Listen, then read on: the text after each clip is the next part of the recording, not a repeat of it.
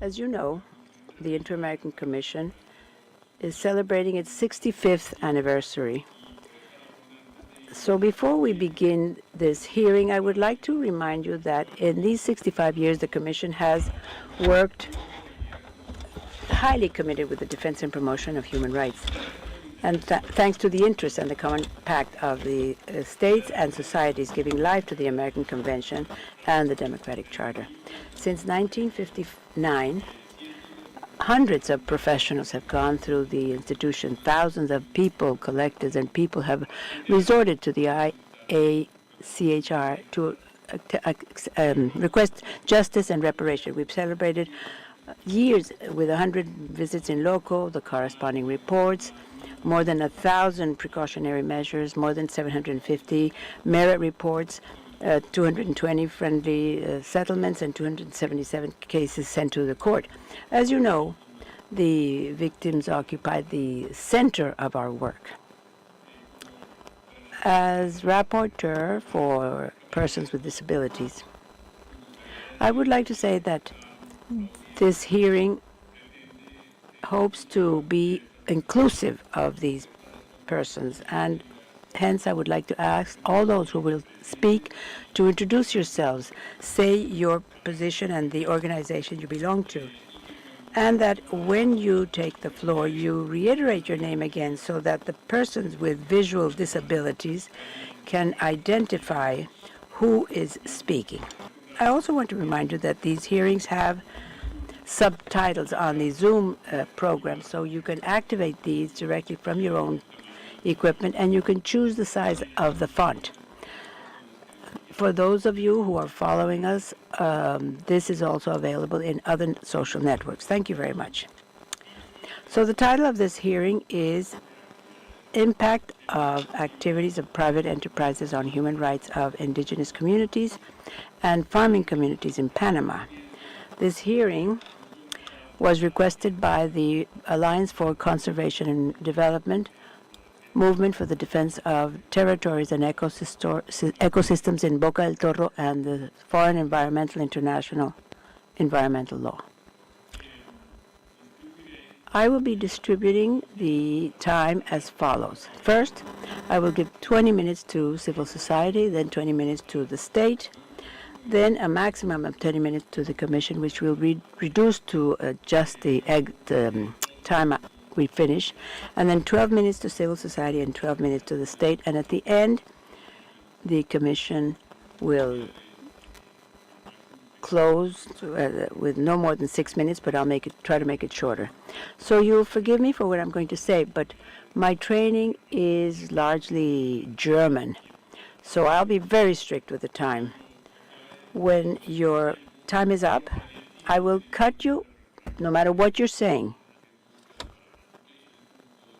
So I'm going to give the petitioners 20 minutes.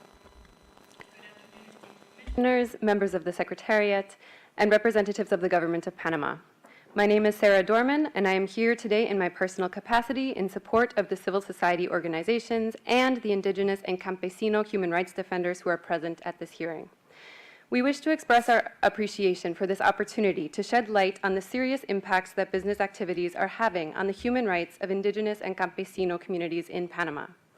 I will begin today by sharing some introductory remarks on behalf of the organizations that are represented at the hearing here today, namely the Movement for the Defense of the Territories and Ecosystems of Boca del Toro and the Alliance for Conservation and Development.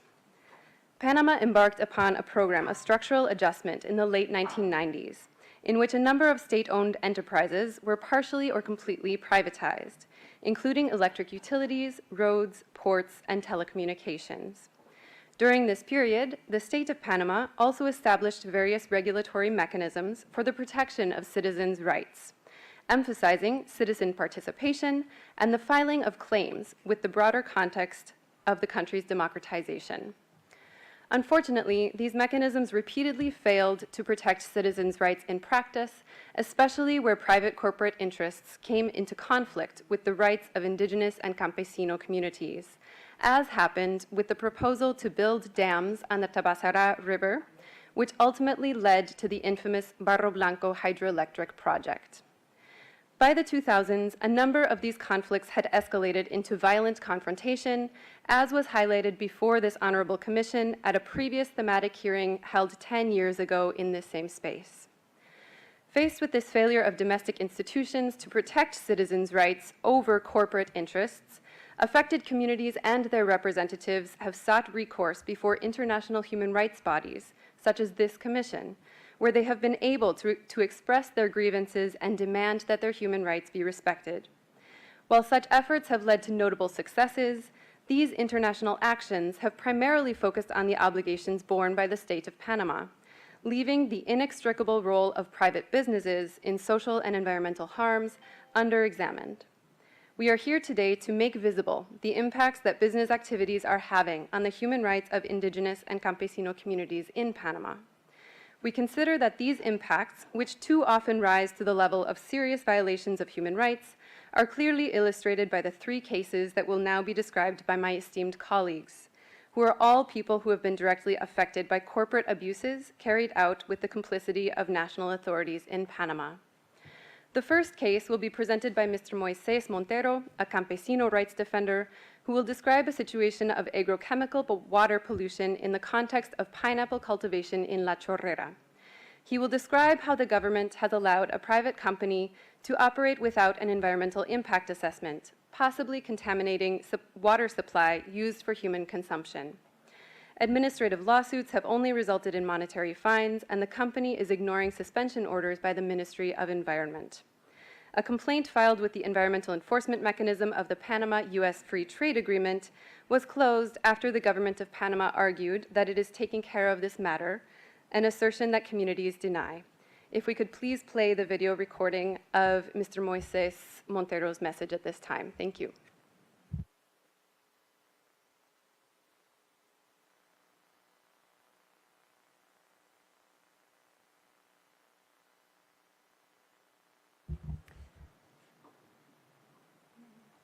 Is it possible for us to play the video recording that was prepared and sent over to be played at this time from Mr. Moisés Montero, please?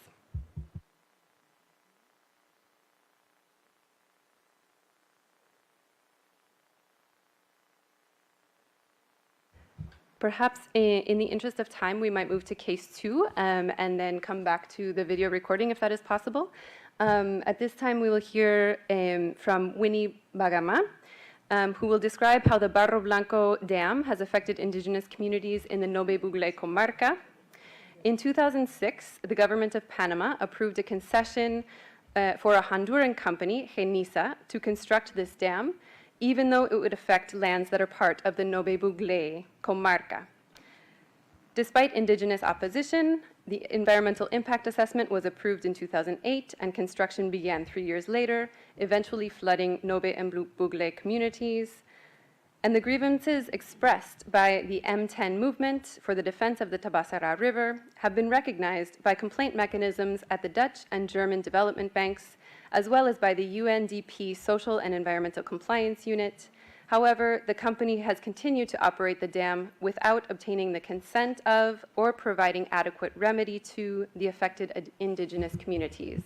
I'll pass the microphone to Winnie Bagama, please. Sí, buenas tardes. Primero que nada, gracias a Dios. First of all, I want to thank God for giving me this opportunity to be here today. Special greetings to the Commission. My name is Winnie Bagama from the Kiat community. We are 4 communities that are being affected by the hydroelectric company, and the way it affected this company is that currently we do not have drinking water. Before the dam, we had clean water. Now we don't have any clean water.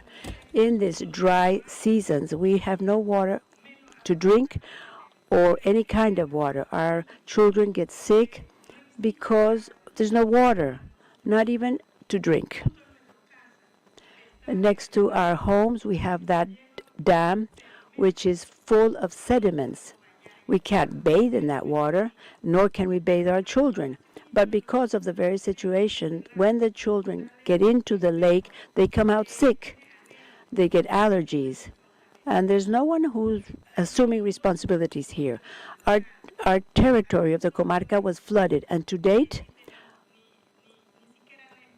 the company has not even shown any interest, nor has the state been interested in seeing what's happening. And the dam has been there for over 8 years, while we in the community have difficulties going from our communities elsewhere to places like Tolé, for example, and have difficulties when we have sick members of the family because we have no way of going to help them.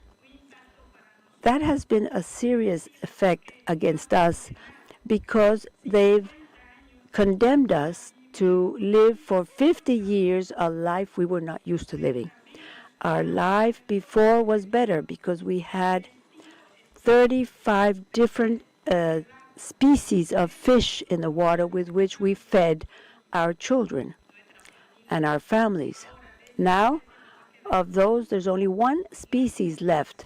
They've done no research. They've done nothing. How are we going to feed our families? And also,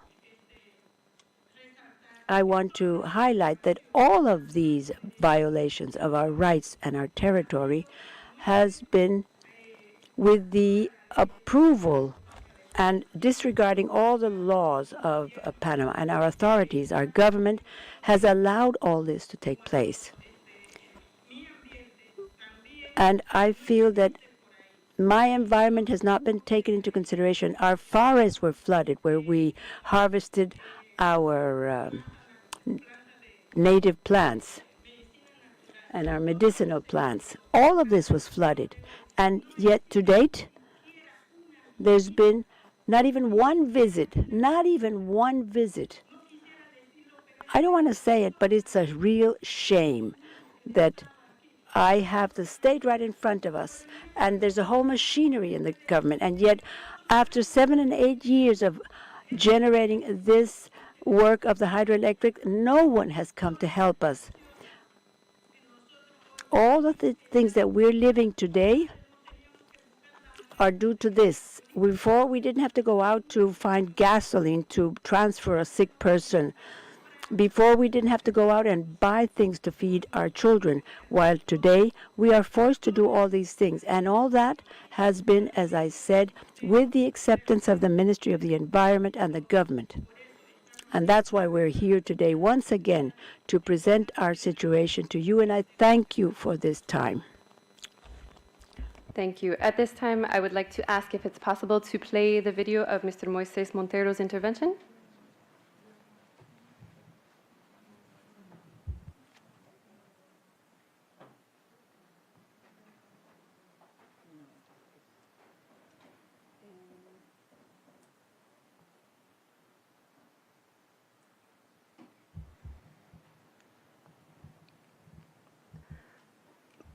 Como alternativa, As an alternative, I would like to take the floor live. I see you do have a stable connection. May I take the floor? Mi nombre es Moisés Montero, de Ciudad de Panamá. Montero from the city of Panama. I have a very difficult situation with two companies that have affected us. One of them is Panama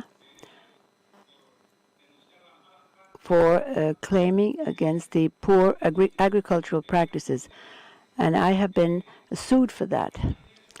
Aside from that, another company called Hopape USA Pineapple, something like that, from belonging to a North American, who has violated the rights of persons living in this community, attempting against the health of my family, my environment, my people, the air, and yet the authorities have gone. I have gone up and downstairs in the Ministry of Health and the Ministry of the Environment and other institutions. I've gone everywhere to see whether we can find a solution or a definitive response to my case, and the authorities have been blind and deaf. It's a real shame that the Panamanian government is doing this. And I say this because I've gone to so many institutions, and the agents there, instead of following the law, favor the entrepreneurs and the economic power. It's impossible that a North American can come here and pollute all our waters in the basin, and yet the authorities, despite knowing it, are allowing it, are allowing this man and his company to proceed. The authorities make believe they know nothing. They don't respond. There's no decision from the Panamanian state. I reiterate, a North American who's not allowed to do this in his own country is in our country and is allowed to do it here. He has fines for contempt and all sorts of things, and they do nothing. Gentlemen, please do your job. You're not doing your job. It's all on paper and nothing is happening. I am afraid for the health of my family, and whatever happens in my family, I'm going to point to the state directly. So I want to know, what decision are you going to make in my case? The Panamanian state has not done its job, has not played its role. The final case that we will be presenting today is that of the fourth electrical transmission line. Ms. Rosa Santander will be describing some of the rights violations experienced by indigenous Nobe and Bugle communities in the context of the fourth electrical transmission line project, which has received technical assistance from the World Bank's International Finance Corporation. This project would affect not only the officially recognized Nobe Bugle comarca, but also indigenous Nobe, Bugle, and Campesino communities in the áreas anexas in Bocas del Toro and in northern Veraguas. In 2022, an investigation by the IFC's accountability mechanism concluded that free, prior, and informed consent processes have not been carried out properly with the affected indigenous peoples. Last year, 2 UN treaty bodies have also expressed concern about insufficient protections for indigenous rights in the context of this project specifically. However, the government of Panama has continued to move forward with this project despite indigenous opposition and concern about the negative impacts of the project on their rights and environment. At this time, is it possible to play Ms. Rosa Santander's recording? Yes, that would be great. Thank you.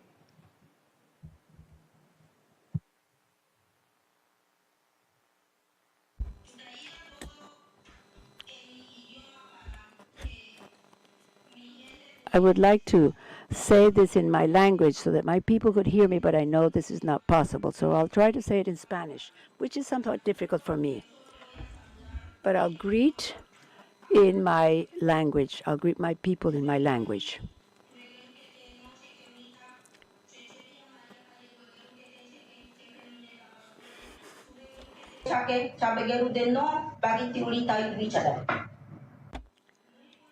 Good morning, and thank you to God and to you for allowing me to be here and allowing me to participate. My name is Rosa Santander.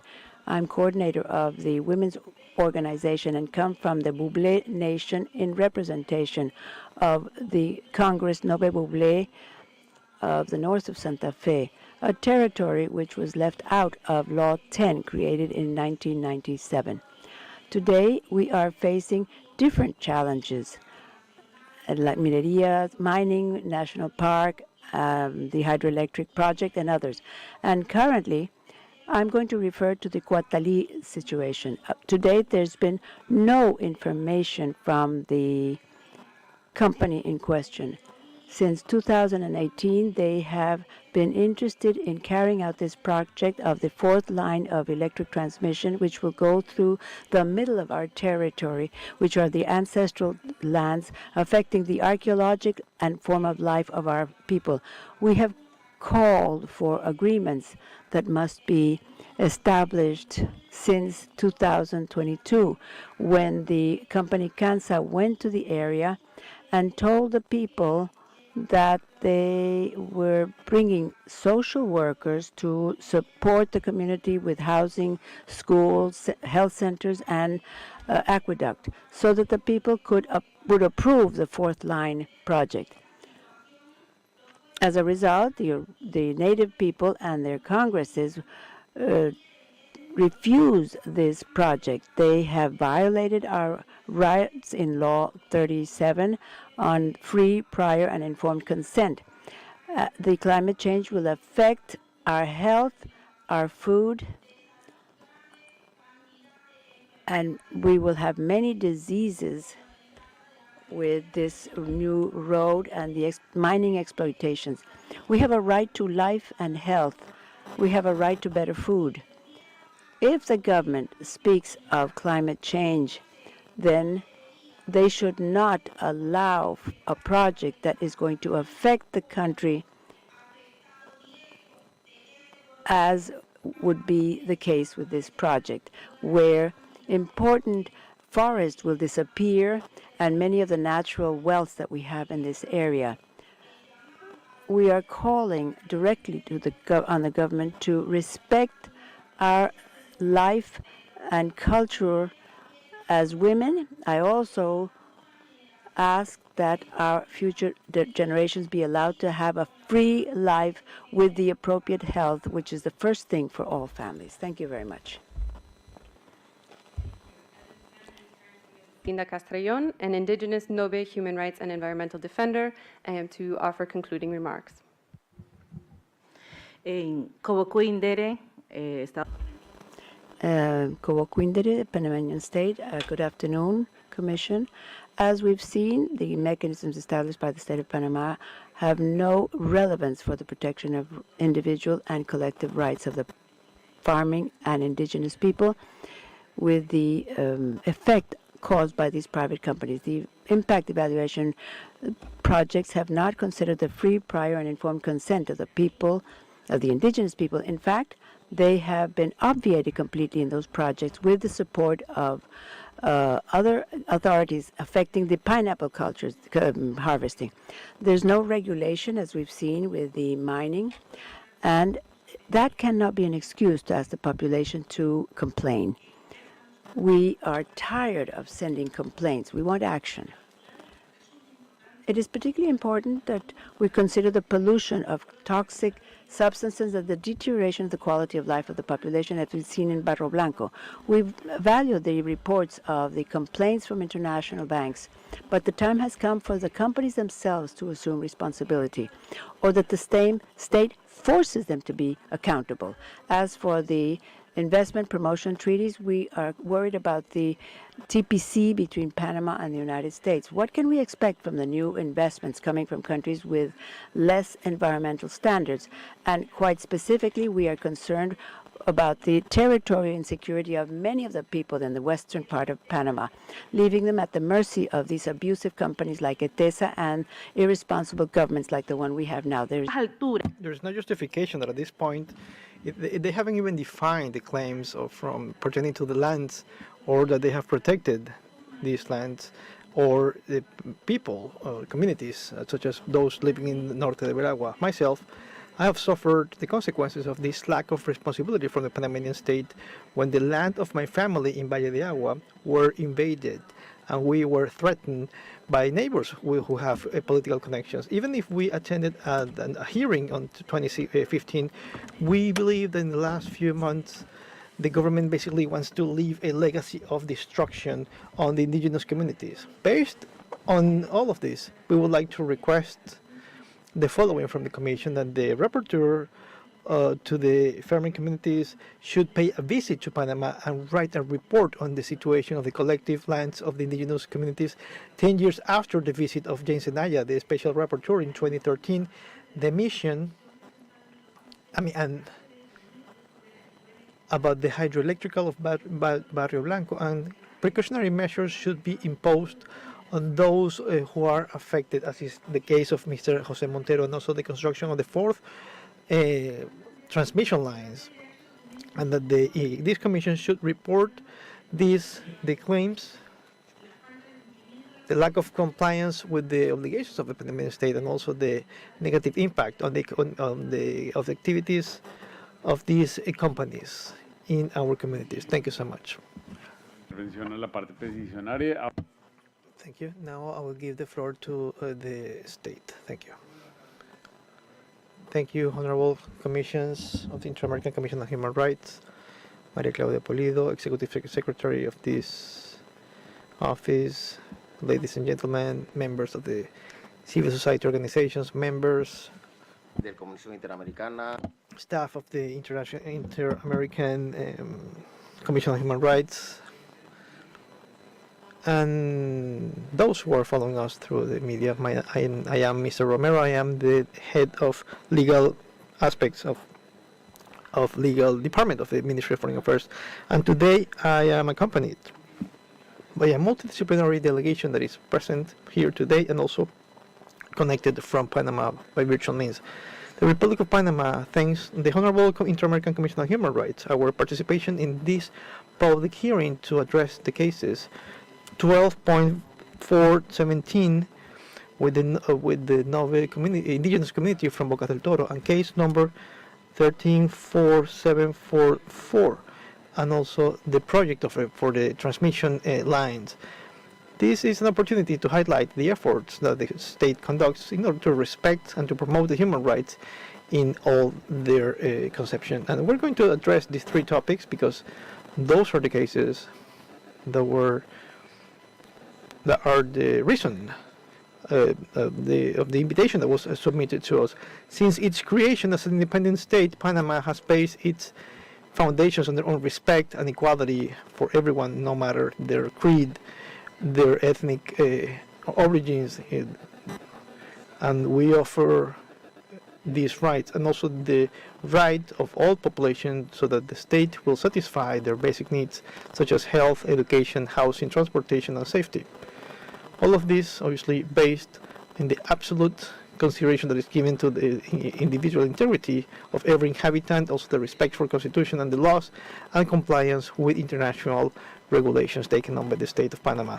In this occasion, we are here to dialogue with the civil society and with the Commission about the progress that in these three topics the Panamanian state has had a direct dialogue with the leaders from these communities that may be impacted by the development of these projects that bear a big international interest, obviously always respecting Law 37 of 2017. In the Republic of Panama, there are 6 regions that are acknowledged which represent 12% of the national territory, which are Cunayala, Emberagumán, Nove Ugle, Una Maugandí, Una Warandi, and Inasoterdi. And 6 collective indigenous territories, all of them duly recognized, where their territorial extension, the administrative division, of their traditional authorities who are appointed by means of a vote from the community in free elections without the intervention of the state. The Republic of Panama grants importance to these activities within the state. In order to find an equilibrium between development and the preservation of the environment, that's what was established in Law 287/2022 that acknowledges the rights of nature. There is also a strong will from the national authorities that in any project that bears interest for the nation, that project has to be done pursuant to the Constitution, and any citizen will have the possibility to request any protection should they need to do so. Honorable Commissioners, as you may witness today, the state continues to work with traditional authorities and with the community leaders in order to achieve understandings that will allow us to prevent, mitigate, and, if it's the case, to compensate any action that could represent a violation to human rights. During this administrative process, as it is normal, we have found voices in these communities that were impacted. However, we have always kept our communication lines open within a constructive environment. In the case that we're discussing today, these groups that requested this hearing, they are not residents of the impacted communities, that under the pretext of exposing this before the Inter-American Commission on Human Rights, they have done so, especially in the case of the communities of Neugugle, amongst others. The state of Panama, by means of the Ministry of Foreign Affairs, will continue to apply these measures in order to comply with the recommendations of the Commission issued within the framework of case 1247/2017, and by means of the power company, all the actions taken for the fourth transmission grid. And also the state also has a delegation made up the Ministry for Public Safety, Ministry of Environment, and the Public Authority for Service Public, for Utilities. All of them are here in order to answer any question you may have. I will now discuss each case. Case 12777, Community of Nove Google in Bocas del Toro. This case, Mr. Ernesto Lopez and other are the petitioners. And here, in this case, the Inter-American Commission on Human Rights issued its report in 2021 that sets forth 6 recommendations to the state of Panama. On April 3, 2020, the Inter-American Commission gathered with Mr. Ernesto Lopez, along with the residents of the communities that were affected. In said meeting, we verified the lack of representation of the community. Afterwards, and in light of this, Commission itself requested these representatives to show and to prove their legitimacy. The group led by Mr. Ernesto Lopez, they presented a list with names, IDs from more than 500 leaders and members of the community. And ICD just presented a list of 6 alleged victims that which they claim to represent. The other organization did not submit any information regarding the people that they represent. This is especially relevant because, as I said at the beginning, the state is proactively working with leaders and representatives from the communities, and also those who are connected through the internet. We have worked on this case by means of 6 notes. First of them was sent in July 27, 2022, and the last was sent on July 11, 2023. In the occasion of this hearing, the state wanted to hold this meeting, but however, after a note that was sent last week, they declined this invitation. Petitioner Ernesto Lopez and other community leaders, in a meeting held in July 2023, that counted on the participation of the ombudsperson, they signed 3 memorandum of understanding for the compliance of recommendations 3, 4, 5, and 6 from the report. On the recommendations number 1 and 2, we continue to work jointly with the requesting parties in order to achieve an agreement.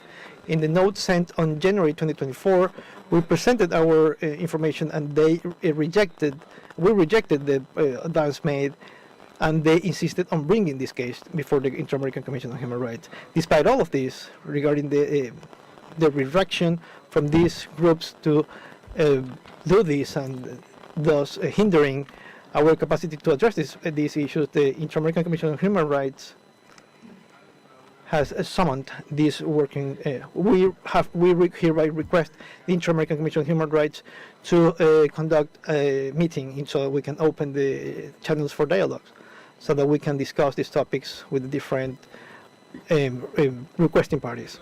Regarding the case of the NASA community, in 2009, an international law firm based in Washington, D.C. accepted the petition for a precautionary measure on behalf of the Nasoterdi community.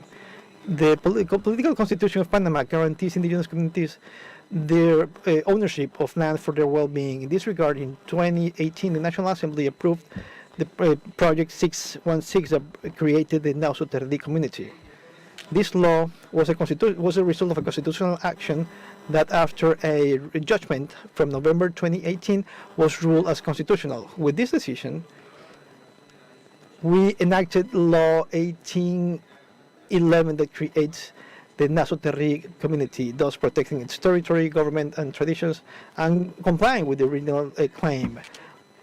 The state of Panama presented this information to the Inter-American Commission on Human Rights, requesting that information to be filed because the phenomenon referred to as subtraction of materials had taken place. In Chiriquí Grande, that is a project for a new power grid that's going to cross the Atlantic section of the country, and thus will increase the power capacity of the country. This is going to increase our safety, and it's going to offer redundancy in terms of the power system of the country. In this regard, we have shared information with the Commission with the local authorities. I will now yield the rest of my time to Engineer Benavides Morales from the power company, and also to Professor Willy Jimenez, Cacique Regional Noclivo, and Máximo Jimenez, who is the president of the Noclivo Regional Congress, who are with us via internet. You have 5 minutes each. Thank you. Good afternoon. I am Mr. Benavides Morales. I work for the power company from Panama. The Panamanian state has focused on the development of a plan called Fourth Line that goes from Chiriquí Grande to the city of Panama in 500 kilowatts, operating in its fourth line, which sets forth the design, supply, and installation and commissioning, financing, and maintenance of this line. This circuit, with approximately 900 towers, formed in pursuant to the norms of Panama. This project seeks to increase the power capacity, also reduction in terms of the losses in the system, also the increase in terms of redundancy of the interconnected power grid of the country. It will also benefit from unconventional sources of energy in the center and the east of the country. It will also comply with the agenda for energy transition. It will also increase the capacity for contingencies in lanes number 1, 2, and 3. For this project, our company has focused on complying with international and social standards in terms of quality, including processes of consultation with the communities from the Gironday, Cusapín, Tanquintul, Ledesha, from the Noclivo region, and also in the north of Veraguas, which could be impacted by this project, because it covers a process and a result. This consultation also covers a process which is based on the principles of consultation and participation and information by means of negotiations in goodwill. This obviously includes the will to participate and to provide information for the informed dialogue, which is a key in all these issues. This project will be executed under the mode agreed on September 2019. When we analyzed this information, we realized that the fourth line was going to go through these indigenous communities, and for that reason we started the process of consultation with the traditional authorities, with the communities, with the main stakeholders in the north of Veraguas and also in the Nove Google region. Up to now, no construction has been started. We continue in the process of consultation with the communities, and also the survey for environmental impact is which is under the purview of the Ministry for Environment. And after this, we will continue with this process towards the future. Thank you so much. Now we are going to give the floor to the traditional authorities who are connected through the internet. Please, if you can introduce yourselves. Thank you. Mi nombre es Willy Jiménez. I am Willy Jimenez. I am the regional chieftain of the Nove Google region. Transmisión eléctrica. Interpreters will try their best to interpret, but the sound is not the best.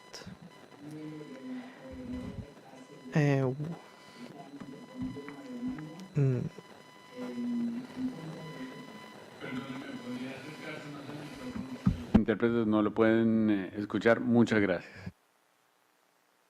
Gracias. Estaba diciendo que felicito a la... I was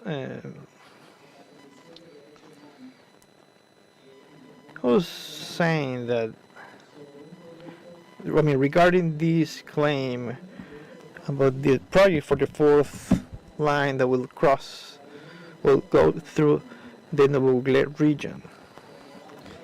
As traditional authority elected on February 13, 2022, I have the faculty, the power to say that this project is going to yield benefits for the country and also for the Nuevo Ugle region, because this is not something doing randomly. They have conducted the pertinent consultations, and we have also held congresses, assemblies, meetings, and our Congress has approved this. So I would invite Rosa Santander in the event that she has something to say regarding a claim in the Nuevo Ugle region. Please come to the regional Congress, and we will be more than glad to give you information about this project. And we're sure that this project is not going to have a negative impact on the Yutru region and its ecosystem, because we are trying our best to mitigate any negative impact. Besides this project, we are just holding the consultation, and the survey for environmental impact is under execution. And so besides this, I would like to inform you that through this project we are going to be able to receive any other social projects that will bring benefits for our people. So that's how we have gotten schools. We have a channel that will benefit our region, which is going to prevent many people from ruining their lives. This is going to save lives in our region. So what I mean to say is that we have spoken with the power company and their staff. They are in coordination with the traditional authorities, and we have been holding conversations and consultations with the communities over which this grid is going to pass. Thank you, Mr. Will. Now we are going to give the floor to the other speaker. Thank you. Yes, good afternoon, different panelists and members of the Inter-American Commission on Human Rights. In my capacity of President of the Regional Congress, I would like to express our opinion regarding this topic. I would like to congratulate members of the NGO that we know they are concerned about the best interests of our people inside the region and outside this region in the Republic of Panama as a whole. But we are also aware that there are norms, international regulations, national regulations that regulate our rights and our social well-being. Those very same norms that about the previous and informed knowledge about the indigenous groups and Agreement 169, they always come out to light, and they have said that all the projections that have been made in this region, they have to be discussed with the institutions of their own nations. In our Nuevo Ugle region,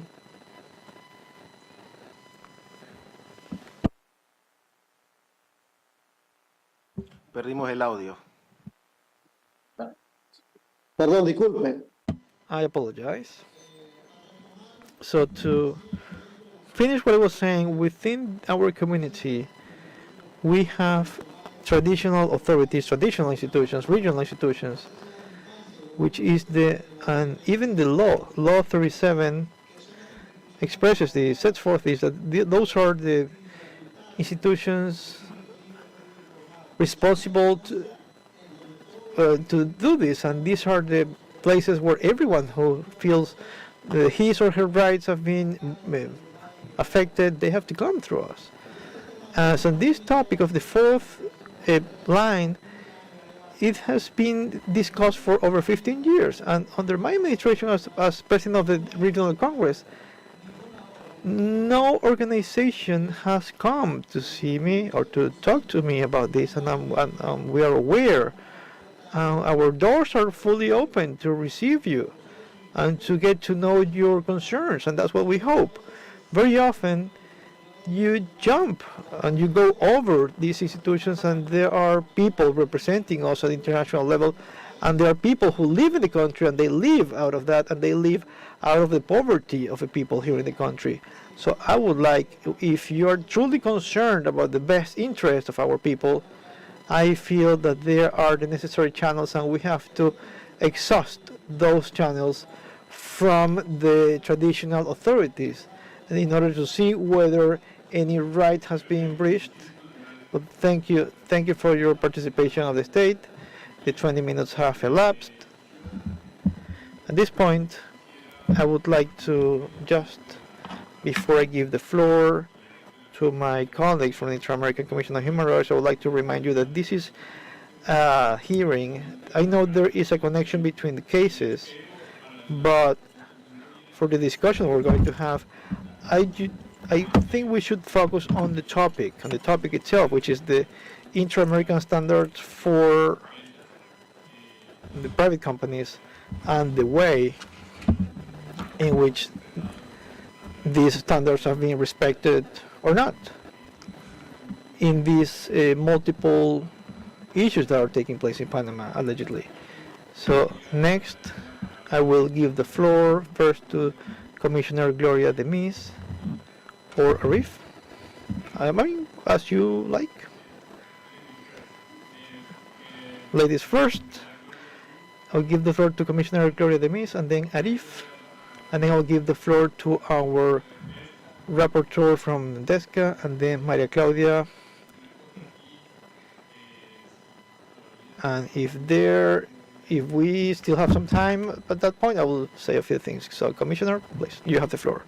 Colleagues around the table, before I start with the questions I have, I want to apologize for my late entry, but I have respectfully listened to the presentations made on this topic, and I'm not going to go into too much of a long intro. I have basically, in listening, I had one question coming into this hearing, and that had to do with more a question to the state, how these procedures of free, prior, informed consent, how do they take place, or how have they taken place? So that is one of the questions. But in listening to the different interventions here in the room and from those who join us virtually, who I also greet, I wanted to have a better understanding of how this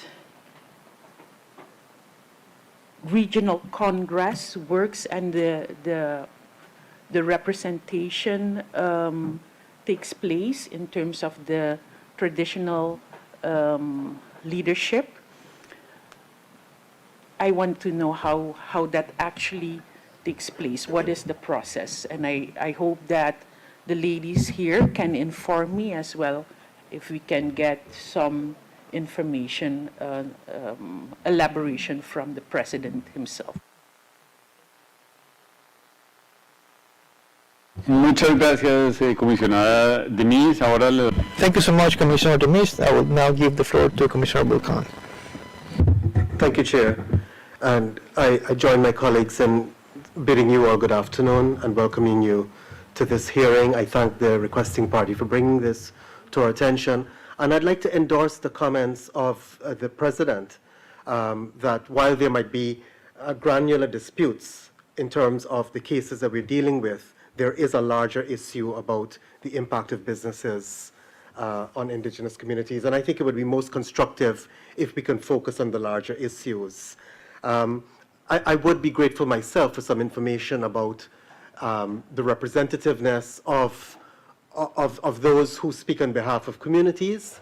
But at the same time, I do take note that joining us on screen by Zoom are many individuals who appear to be, I see them in the room and I thank them for their presence there, the ones who have given us the information. So I do appreciate that there is some sort of disconnect here, but based on the testimonies that I've listened to so attentively and patiently, and what strikes me, some of the testimony I heard about the lack of clean drinking water, contaminated water, dead fishes, there does seem to me to be some issues around pollution and contamination, and on very severe impacts on indigenous communities and those like that we see in the room there who are actually living there in the rural areas. So given the existence of this, these claims that have been brought to us, which we are not prejudging, but which have been brought to us, I think it might be useful, particularly in the context of the state's recognition or their reaffirmation of their respect for human rights, and I take great note of the state's assurance that they respect human rights and that there is no discrimination based on ethnicity or background. I simply wanted to reiterate some key standards that should operate as a benchmark for us when we're dealing with issues like this, and standards that have emerged from our own system and Inter-American Court. One which is the importance of respecting and protecting indigenous people's rights to land, the importance of honoring that relationship because of the known importance of that relationship and the reliance of indigenous peoples on their lands and resources for their survival. And because of that reality, the need to ensure special measures of protection. I think we need to acknowledge that that recognition and protection is important as a means of redressing historic injustices and correcting current inequalities. That the failure to do this, the failure to respect and protect indigenous territories, often means subjecting indigenous peoples to extreme poverty and precarity, and with risks to their life, personal integrity, and a dignified existence. And that part of this protection means observing the free, prior, and informed consent principle on all projects that will impact on indigenous communities. Now, I say this only for context because I completely accept the statements of the state when you begin by saying that you respect human rights and that you respect these principles. So I am just grateful that we are all on the same page. But it's good to keep those in mind. Now, given some of the information that we've heard from those who come from the communities, the women who testified today so movingly, I'm curious in particular if we could get some further information about the measures that exist in the state party to address these structural issues, and particularly where businesses operate, multinational businesses, extractive industries, electric companies. What processes mandate these obtaining free, prior, and informed consent, and that regulate and ensure accountability for companies that disregard these processes? Because we are hearing that there might be some element of slippage in terms of the contamination that happens. So where that happens, what processes exist within the state party for regulating and for holding these companies to account? And where there might be, or where there are impacts in communities, what processes exist or systems within the state party to assist with communities in reclaiming their means of subsistence, with redressing problems to health, and with going forward as a community and avoiding, the worst things like eviction and displacement. So I'd be particularly interested in the processes within the state that can mitigate these very harsh consequences. Thank you very much. Muchísimas gracias. Thank you very much. And now I would like to call on the rapporteur. Thank you, Chair. It's a pleasure to be here at this hearing. And I want to congratulate the petitioners for bringing this up and placing it on the agenda of this session of the IACHR. My greetings to the Commissioner Mesa and Commissioner Vulcan and Maria Claudia Pulido, who are with us here at the table. And my special greetings also for the distinguished representatives of the state. I'm going to come back to the idea of talking about the theme we're discussing here, because this is a thematic hearing and not one referring to a specific case. And we remember that in keeping with international standards in companies and human rights established in the 2019 report of the states in exercising their regulatory role and supervisory role, as well as the companies within the framework of their activities and commercial relationships who must respect and take into consideration the human rights, the healthy environment, sustainable use and preservation of the ecosystems and biologic diversity, with special attention on the close relationship of these themes with the realities of indigenous people and Afro-descendant communities, as well as rural and farming communities. I also believe it's important to put on the table the fact that there is an opinion 23 of the Inter-American Court which says that the states must prevent, control, and regulate the environmental pollution, and that this obligation comes from or is part of the right to live in a healthy environment recognized in the Inter-American system. Having said this, I am going to ask a couple of questions. First to the petitioners, and then to the state.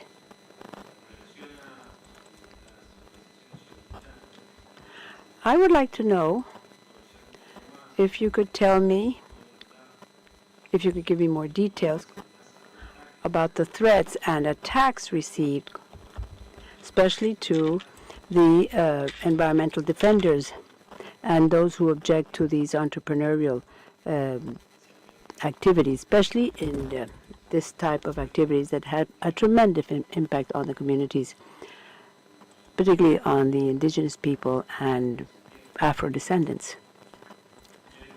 And I'd like to ask the state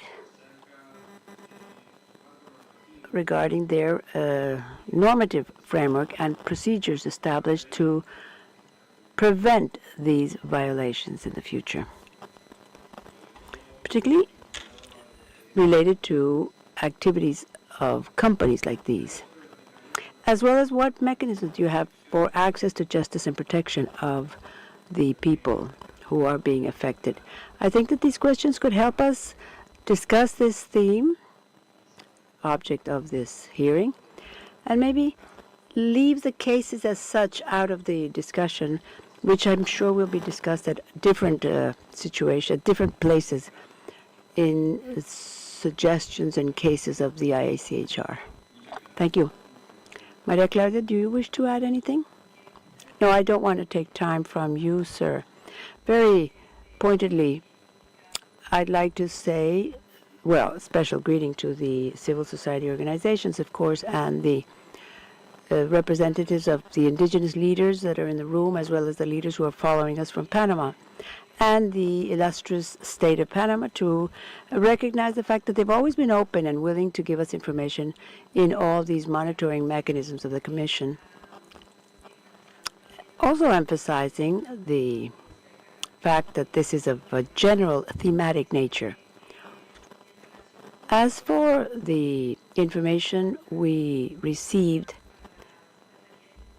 the Executive Secretary must make note of all the elements presented regarding the lack of policies regarding territorial recognition, the right to health, the right to welfare, property, the security of the community, the concerns regarding these forced evictions that you're referring to, and above all, the question of possible the criminalization situations and even the social protest, I think it would be very important if you could give us an example of concrete cases, of examples of these actions you mentioned of eviction as well as of criminalization.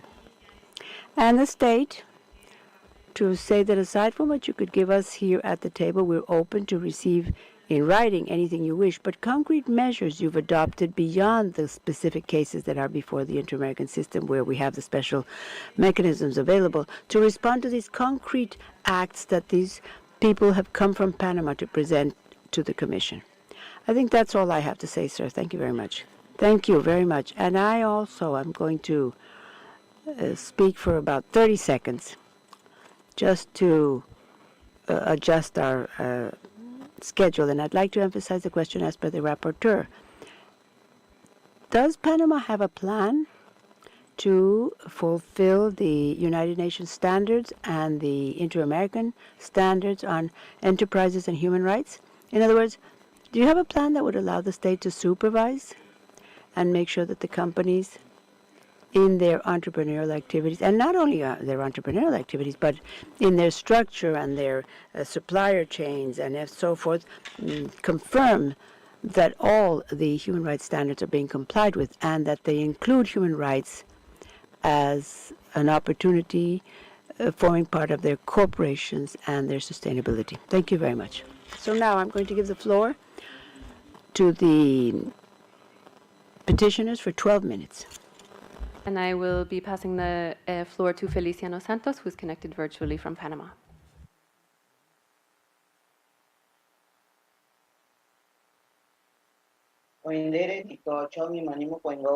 Buenas tardes, ilustre comisionado y a los representantes del Estado y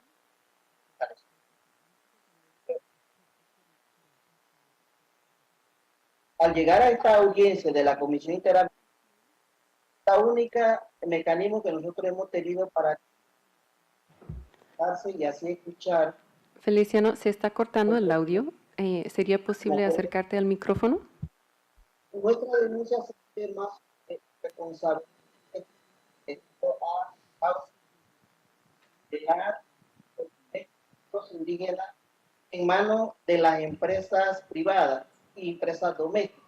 Por ejemplo, queremos mencionar uno de los casos más emblemáticos que mencionó Olinda Castrellón, la familia que ubicado en 2015. Por favor, hable más fuerte y más claro porque los intérpretes no reciben el sonido. He's not hearing what they're telling him, so he's just continuing and not even coming close to the microphone or correcting the problem. He's talking about the cases of the indigenous communities and their land.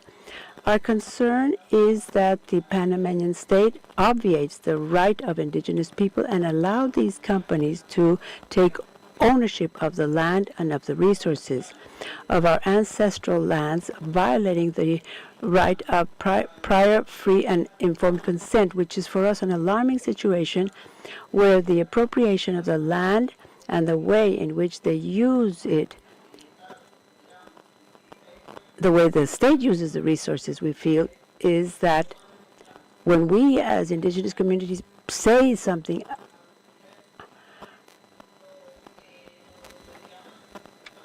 they call us usurpers, they call us terrorists. When we complain, they attack us because we go out to claim for our rights to the land and the consultation and the free traditional lifestyle of our people. We are claiming this at the Inter-American Commission. The case of the fourth hydroelectric line has been presented through CAO and through the DFS, and the state, through the High Commissioner, Alban Brunori, was asked to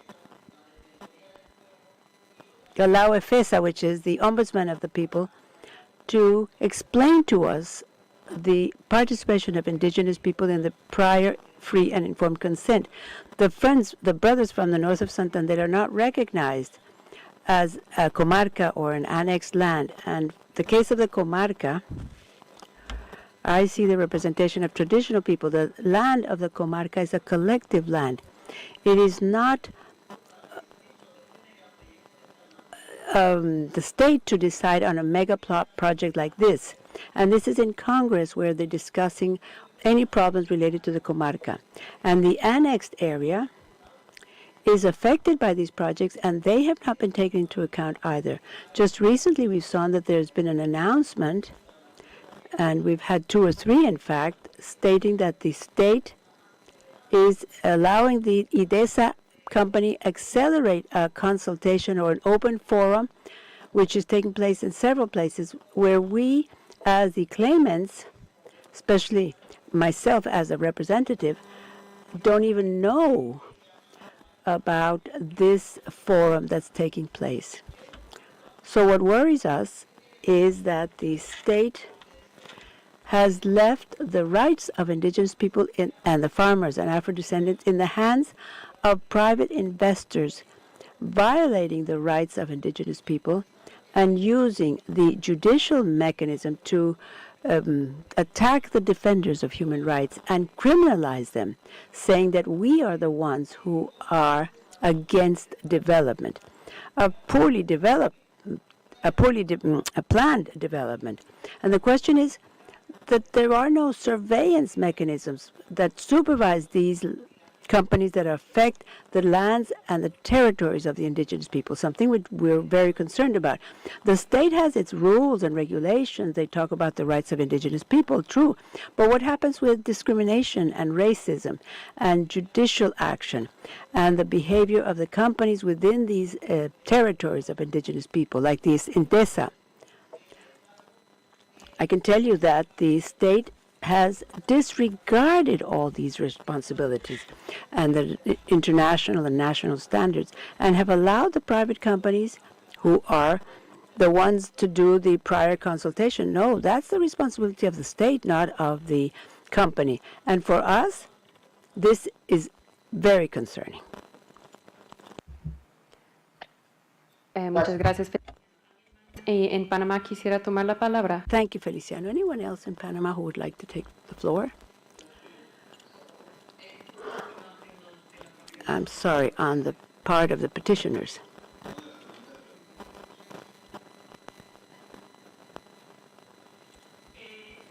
Yes, I was hearing all this question of the consultation process that the state says they have done. I'll just give you 2 or 3 experiences that we have lived and are still living in my community. There are 4 communities that have been affected by this Marro Blanco hydroelectric company. The process they followed was that they took our authorities at the time in 2007 to sign a resolution which they hadn't even read. The cacique may have read it for an hour and signed it, while they had planned it for about 3 months. And the authority consulted about this, didn't even let us know what was going. The community was not informed, and they took our alleged authorities to a restaurant or coffee and got them to sign. That was the way they did the alleged consultation. The other one was that when we heard about it, we asked for a public forum in our territories within the community so that the whole community could be informed, and that was not allowed. Everything was closed. That was the consultation process they presumably followed. And today, after all that, with all the situation we're living, I went on July 14, 2022, to visit the government in justice, where there was a meeting, and I asked that they come. I felt highly humiliated when they jokingly, I don't remember his name, and I'm sure they remember who was in the government at the time, says, "What do you want? You want to keep the motor or the boat?" I thought they were making fun of me. It was very humiliating. And what happens is that after they said that the hydroelectric was a social interest, what happened to our interests as a community? And we remained in the community without water, with nothing. Every day, to go from one place to another, we end up stuck in the mud up to our neck every day and receive no visits from anyone.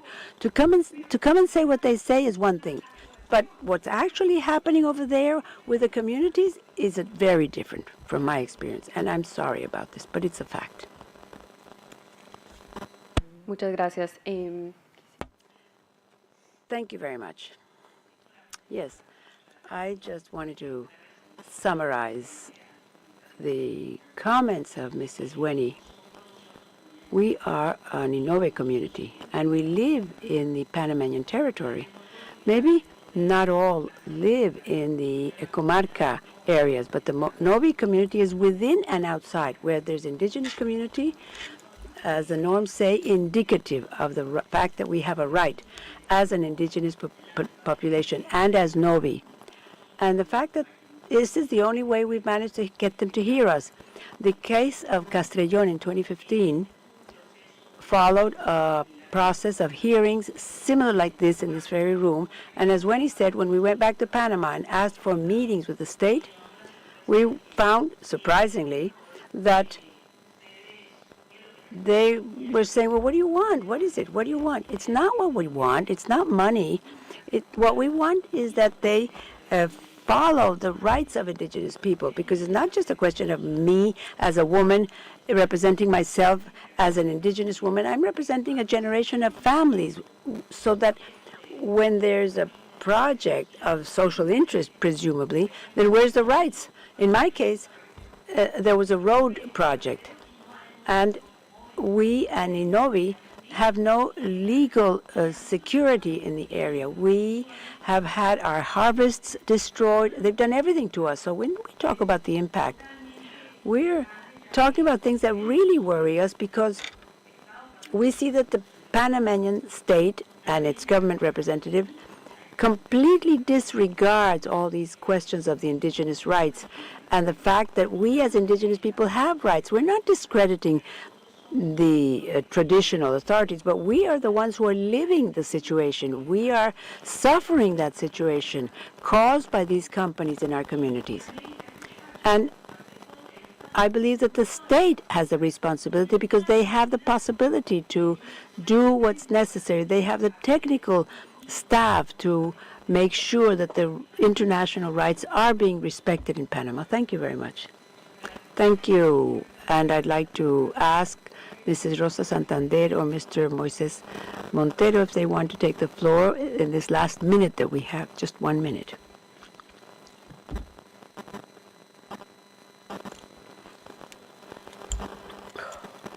Good afternoon, and thank God for giving us this opportunity to participate. As coordinator of the Women's Organization of the North of Santa Fe and representative of the local Congress of the North of Santa Fe, lands left out of the law. Currently, our concern is the Cuarta Línea, the fourth line, which is going to cross through our territory. They're going to take over our lands. We have no information. Since 2018, which is when we heard of this, we've done everything to try to come close to the government authorities and the people from the company to receive information of what it is they're going to do. What is this Cuarta Línea, or fourth line? What benefits will it bring us? And the fact is that we have received no information. The people in the area are uninformed, and we realized that in 2022, they came to my community, the Corregimiento de Palo de Borá, the people from Panca, and the social workers of the government came telling the people that they were going to bring social support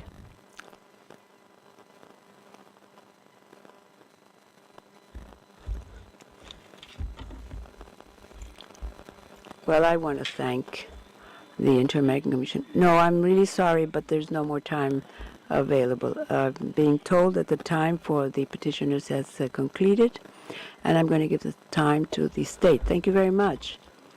I can only add that when we received the convocation, the the organization of the IACHR talked about the subjects we were going to discuss. However, transparently, as we've always done in Panama, we are more than willing to share information of all the cases mentioned. And I'd like to give the floor first to Mr. Agustin Almario, our prosecutor. Yes. Well, first of all, we have to mention that the Panamanian state respects the international rules and laws as indicated by our political constitution and internal legislation. To that end, the Panamanian state has established the necessary legal structures and instruments necessary for anyone to have access to the justice to reivindicate rights they feel have been violated.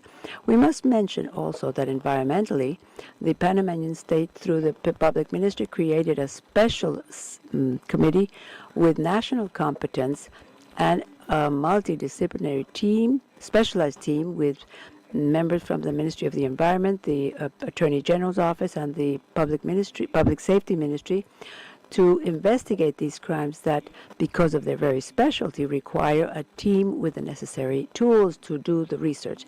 In indigenous rights, we've also created several institutions and have several tools to guarantee the rights of this population.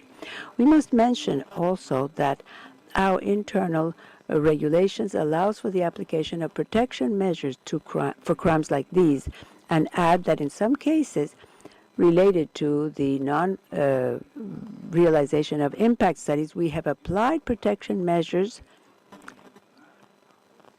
to the indigenous populations to guarantee and safeguard, to make sure that these measures do not continue. We also must mention that as one of the cases mentioned here, specifically the first one, it's being investigated formally currently. In other words, we have established charges against the company and the impacts mentioned by the people here today. We also must add that the Panamanian state at no time pursues the people defending human rights or the rights of the environment. We can clearly state that in the public ministry, we do not have any precautionary measure against these people, since we ensure freedom of expression, freedom of protest, and the right any citizen has to disagree with decisions made by the state or the private enterprise. And we'd now like to give the floor to Engineer Miguel Flores from the Ministry of the Environment.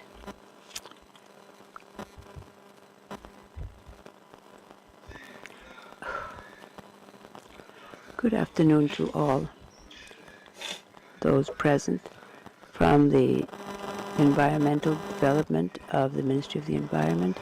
In the case of the pineapple crops in the western Panama and Chorrera, the state has maintained the so-called administrative processes, and in fact, as a complaint by Mr. Jose Montero, we have implemented these processes, and in fact there's about 6 of them.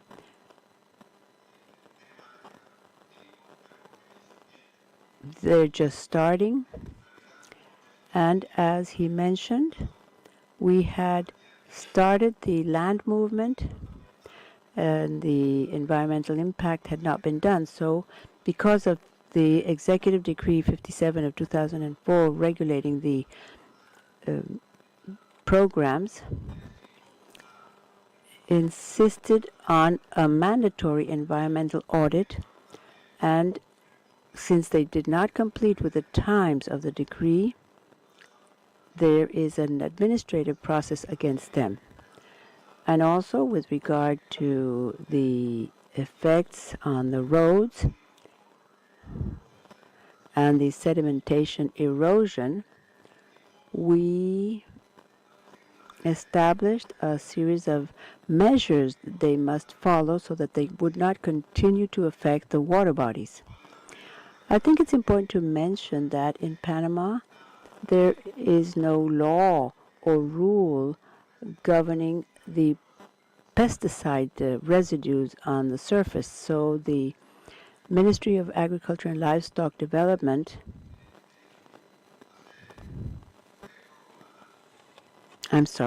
the sound is being interrupted. They do studies to see the residues on the plants, but not on the surface, apparently. I'm not sure. I'm just trying to guess what he's saying.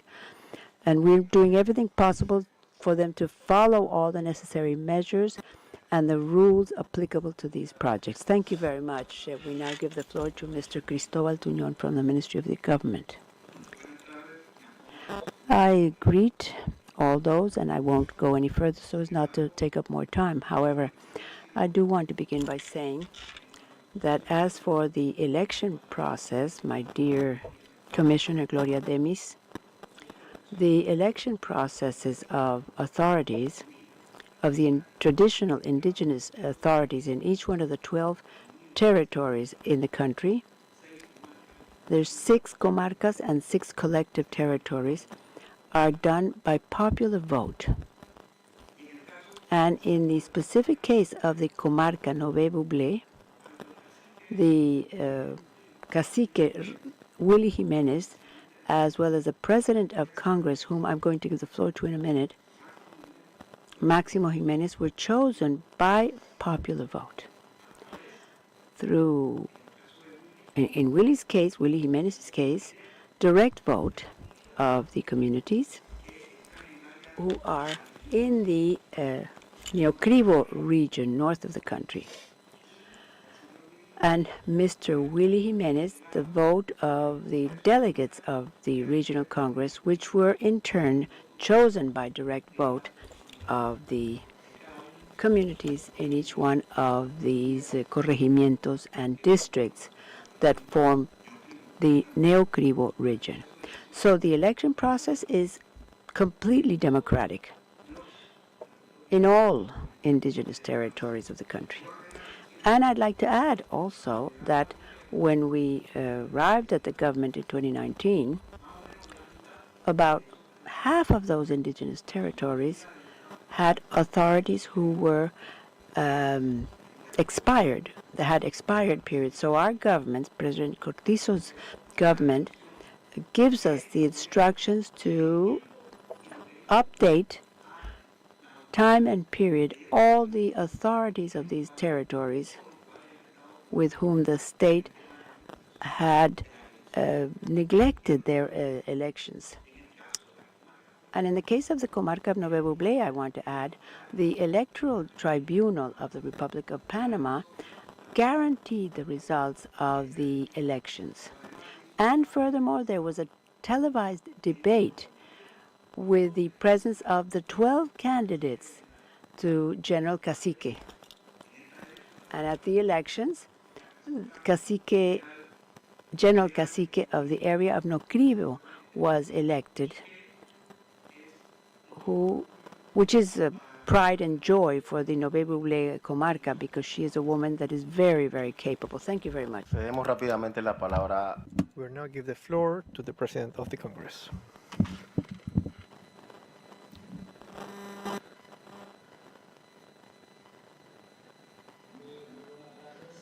Good afternoon. I am the regional cacique, and I'm going to respond about a question that was asked. How the Congress works. The Nové Bublé region has 3 congresses. There is the Regional Congress, we have also the Local Congress, and then we have the General Congress. In the case of the 4th line, since this is a project that's going to have an impact on just one region, which is the Neocrivo region, which is in the north of the country, it has to do, it falls under the purview of the regional Congress. Then the Regional Congress will send a report to the General Congress so that it is informed about the actions of the regional congresses. The congresses work through their delegates, as Mr. Tuñón said, and thus that is how they work. So this project has been done through the congresses, the delegates. It was approved, and afterwards we held the previous and informed consultations with the communities, where this line is going to I mean, the areas that this line is going to cross. What happens is that there are people, I'm not going to say they have evil intentions, but they are saying, they are telling the population that this fourth line is an hydroelectrical power plant, and that is not the case. I would like to congratulate Mrs. Wendy, who addressed the topic of Barrio Blanco. You have our support.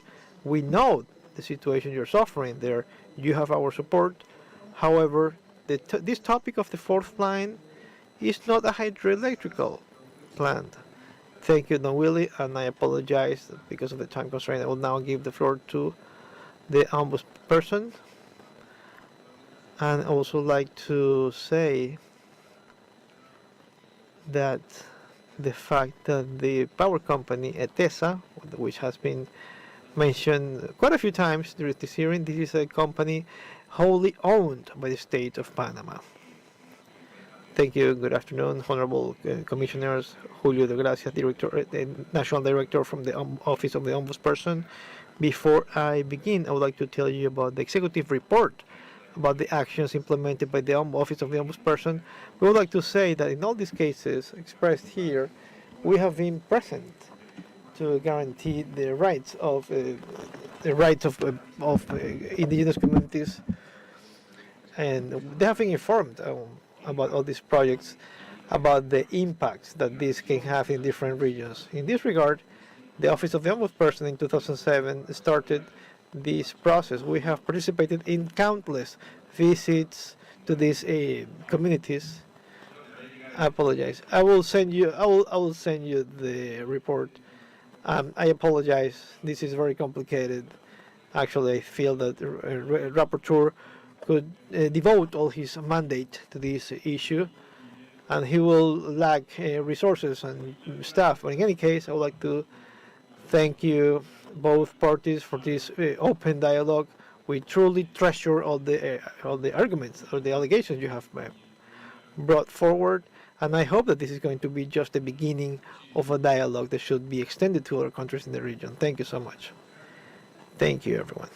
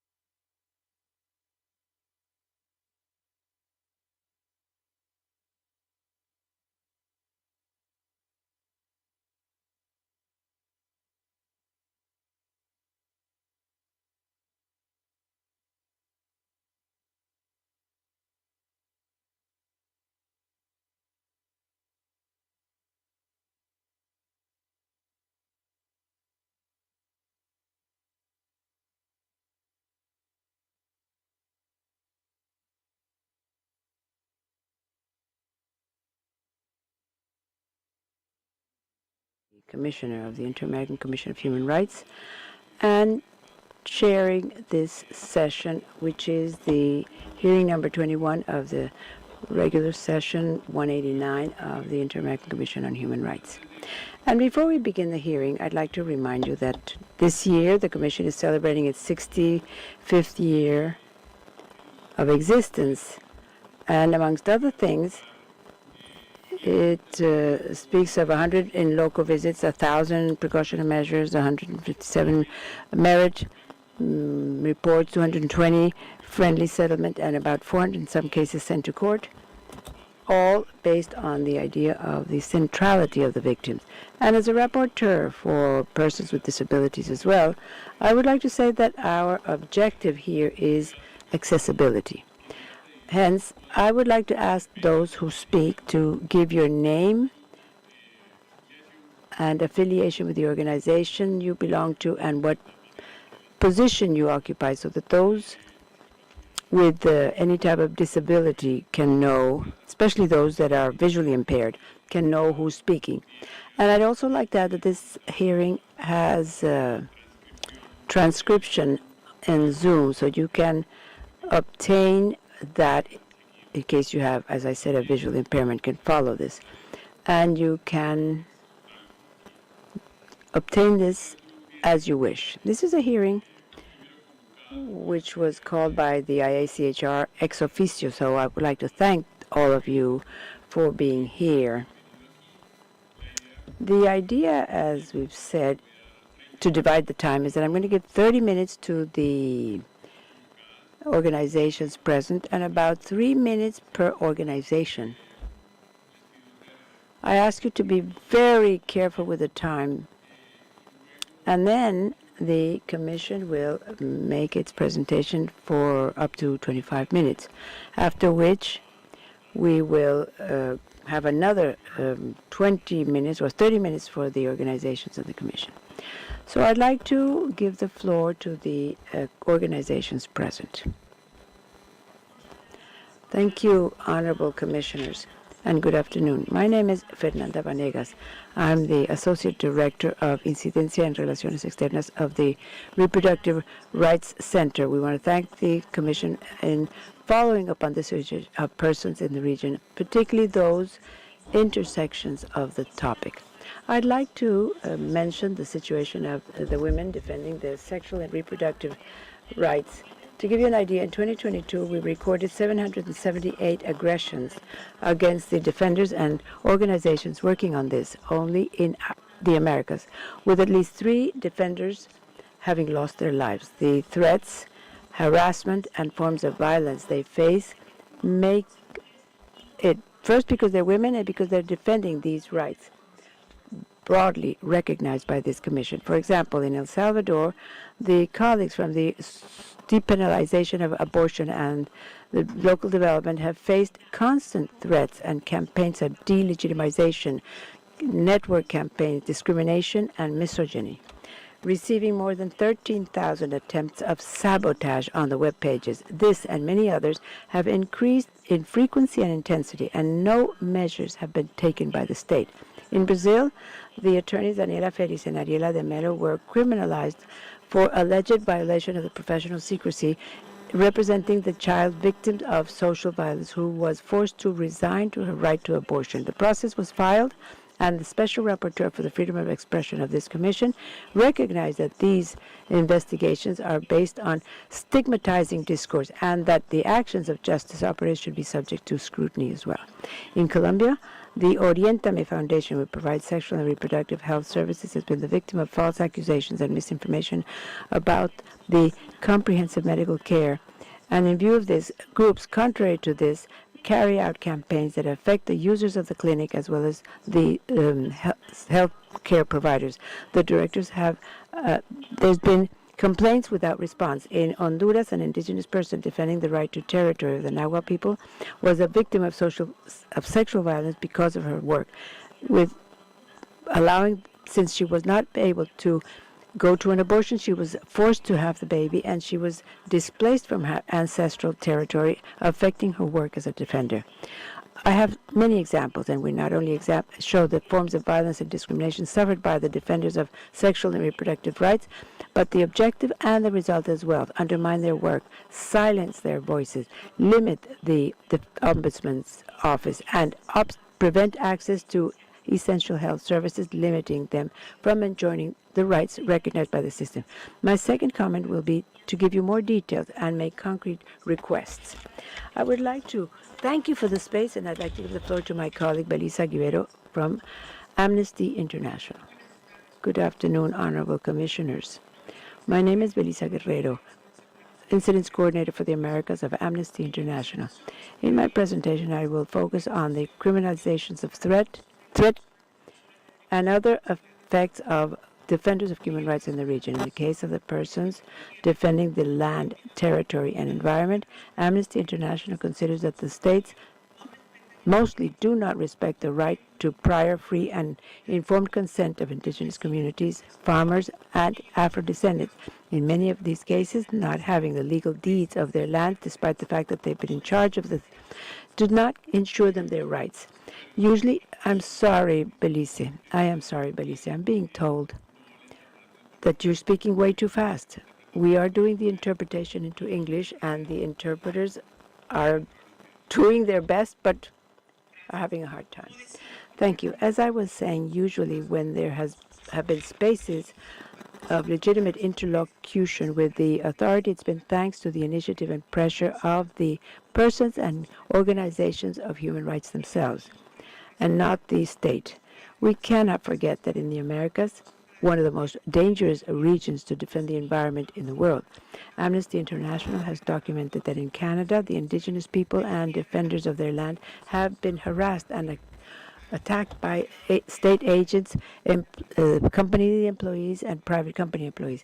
Since 2019, many of the defenders and their allies have been arbitrarily arrested for defending the land. Currently, most of them are defending criminal trials and could be imprisoned if declared guilty. For Amnesty International in Mexico, there's a broad strategy of disarticulation of the defense of the rights to land, the territory, and the environment, where the defenders played their role in a hostile environment with constant stigmatization, harassment, attacks, threats, attempts, forced displacements, disappearances, and murders. In most cases, the violations remain in the form of impunity. In our document, Land and they have used many ways to consider the rights of legality, the need, and proportionality. According to Global Witness, in Honduras, they have the highest figure of people, of environmental defenders and that have been murdered because of their work. As an example, the coordinator of the Fraternal Negra Hondureña organization was attacked in September of 2023, and 3 people of the Wapinol community were murdered. These groups are in unbased trials. In Guatemala, they fought against those who fight against impunity and those who defend the land, the environment, and their territory. The indigenous authorities who led these massive protests October of last year were also criminalized. Amnesty International is concerned that the public ministry in Guatemala continues to use the criminal system to attack and silence the people. Thank you very much, and I give the floor to the Colombian Commission of Jurists. Good afternoon. My name is Sofia Bautista. I'm a member of the Colombian Commission of Jurists.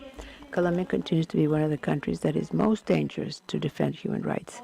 Today, we'll speak of the balance of 2019 to 2023 with 3 issues: the high figure of attacks, the policies of the current government, and the considerations of the declaration of the unconstitutional aspects on matters of human rights. First, compared to the report of 2011, Colombia continues to be the country that has the largest number of murders of union leaders, with high socio-political homicides in the country. Though there's still a unified system of registry of these aggressions, the advance of the socio-political system documented 2,500 attacks against different people. 1,443 were actually homicides. Compared to the year before, there was a drop of 13%, but an increase of murders against the feminine leaders, in most cases not knowing who the authors are, and the most important leaders were the communal, the indigenous, and the political. Second, despite the willingness of promoting public policies to ensure their work, violence against the population continues. Of the 6 policies evaluated and analyzed, which are in the document we'll send you, we point out that 3 are paralyzed, requiring a greater effort on the part of the government to reactivate them. 2 are pending of an action plan for implementation, and 1, which is the 07-2023, has advanced in recognizing the work and risks to the population. The unconstitutional things in 2019, 20 organizations representing the victims presented a right to defend the rights. In 2023, the Constitutional Court issued a sentence declaring that there is a number of unconstitutional events due to the persistent, serious, and continuous attack of defenders and the inability of the institutions to ensure the rights of these people. The court recognized the alarming figures of homicides, threats, forced displacements, actions of illegal intelligence, and others, added to a context of impunity in the judicial processes, determining also that there is a violation of the rights to personal safety, due process, and the right to be leaders and effective justice. Of this sentence, we highlighted the statements regarding the deficiency of the protection systems, the lack of research, and the lack of protection of 12 of the departments in the country. And to end, the Commission, with all due respect, asks you to consider the persistent violation of rights of persons, of defenders in the country, and that they continue to follow up and formulate recommendations to the Colombian state to ensure the right to defend their rights. And I give you the floor. Back.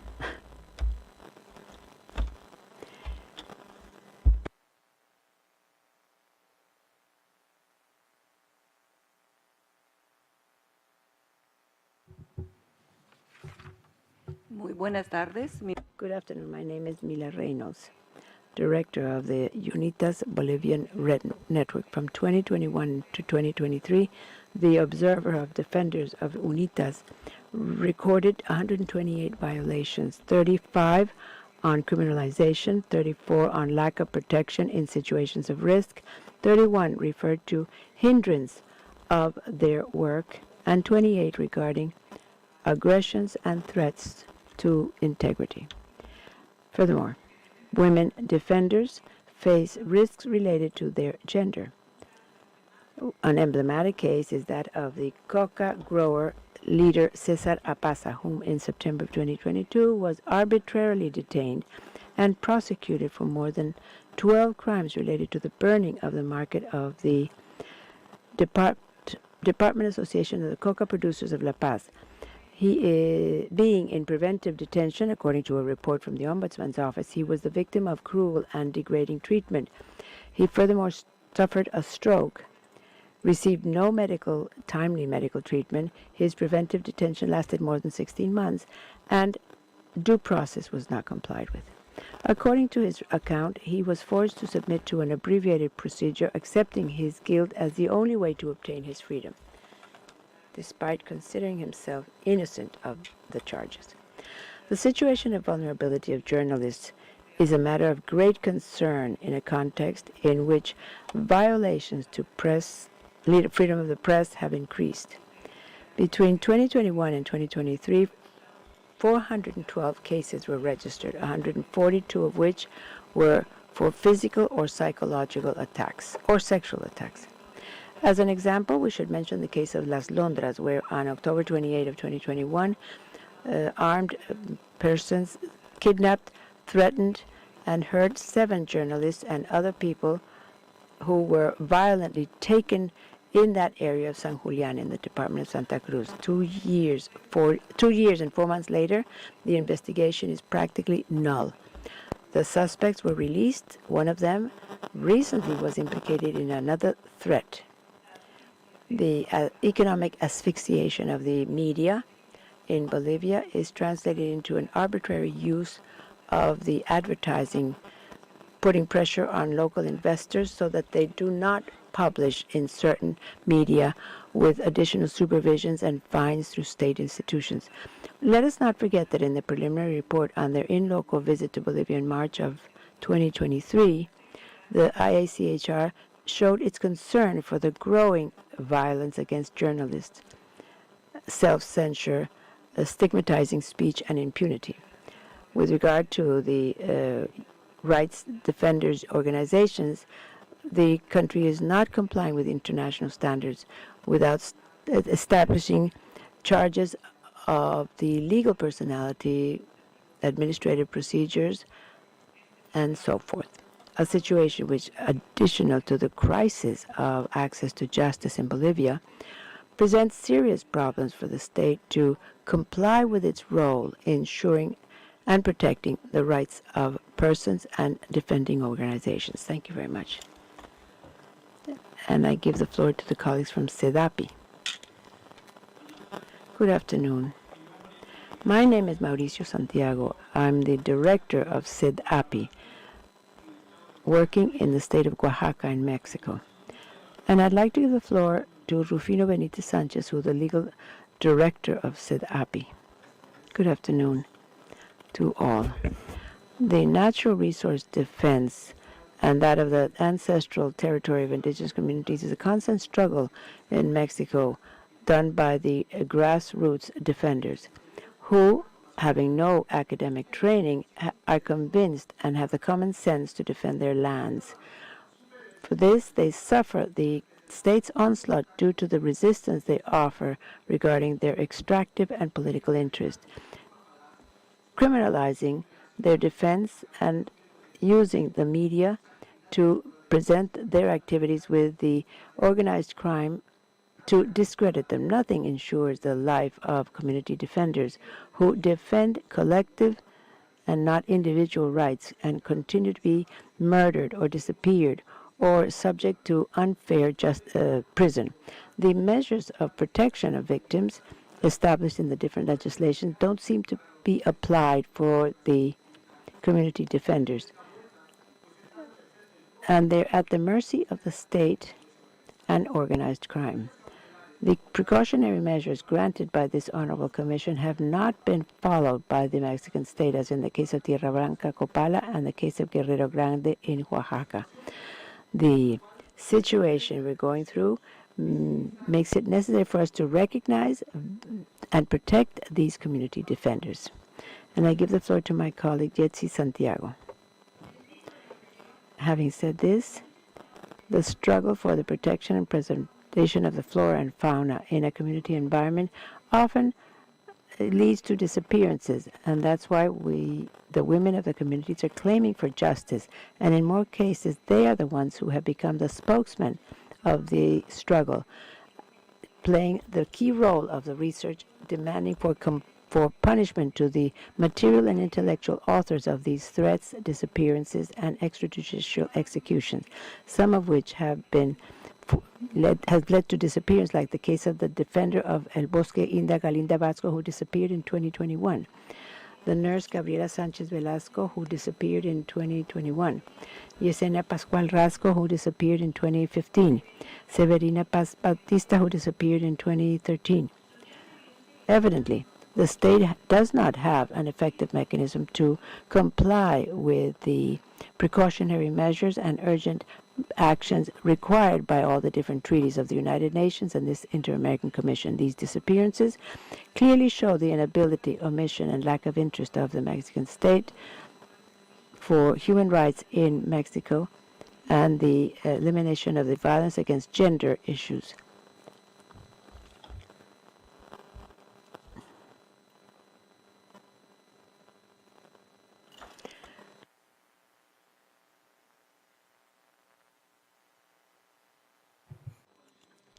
The Coalition of Social Workers, Sexual Workers of the Americas. Marcela, you are muted. Good afternoon, honorable commissioners. My name is Marcela Romero, Regional Coordinator of the Latin American and Caribbean Network of Trans Persons. The attacks against gender equality in the region have led to a current of hate speeches against the LGBT defenders. Constant effects have led to anti-LGBTI with an impact on an increase in violence to the defenders of human rights of this community. Furthermore, in several countries of the region, we have seen a manipulation of gender issues to promote panic, moral panic against LGBTI rights and the defenders of these rights. In other countries, murders have been registered to those who are representing trans organizations, like the case of Andrea Gonzalez, president of OTRAM from Guatemala, who was murdered in 2021 after receiving threats. The organization continues under the threats at this time. In Colombia and Mexico, the main risks for the defenders were identified, even those related to the presence of armed groups and organized crime, while in the case of Guatemala and Peru, territorial control by criminal gangs who are violating many of the cases applies violence with excessive cruelty and pejorative expressions because of their sexual orientation, gender identity of victims. These are cases registered in the North Triangle, Dominican Republic, and Colombia, which report these cases. Violence against defenders affect the democratic practice in Argentina. Good afternoon. I'm Nieta Morales, Director of Policies and Incidents in Sinergia for Human Rights. The situation of the defenders of LGBTI in the Caribbean is very weak, amongst other reasons because several countries of the region are still criminalizing the people because of their gender identity, which leads to taboo in treating this situation. The silencing because of the criminalization and the hate speech and the judicial decisions which are contrary to inter-American standards, like the recent decision in St. Vincent and the Grenadines, place these defenders in the Caribbean in a particularly difficult situation and risking violence and expressions of hate. Thank you very much, and I give the floor to the Inter-Ethnic Association of the Peruvian Forest. Solicitamos nuestra presentación. We would like to... Honorable Inter-American Commission, my name is Hamed Lopez, President of Borabu, in representation of IDESEP, and we're here again to speak of publicly denounce the critical situation of the Amazonian defenders. It was only in 2023 that we found 77 of the indigenous defenders in Latin America murdered, and in the last decade in Peru, we've seen 33 indigenous leaders murdered. The Hayali is the most dangerous region in the Amazon. These leaders are my brothers. How would you feel if your brothers were murdered?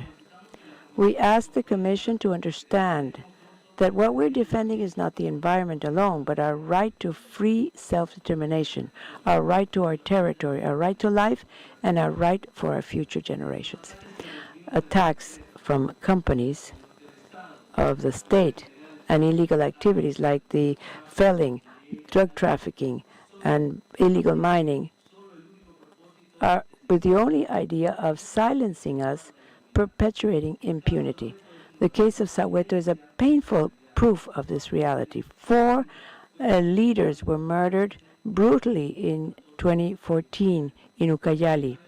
10 years later, their families still are asking for justice. How long are we going to wait? But that doesn't end there.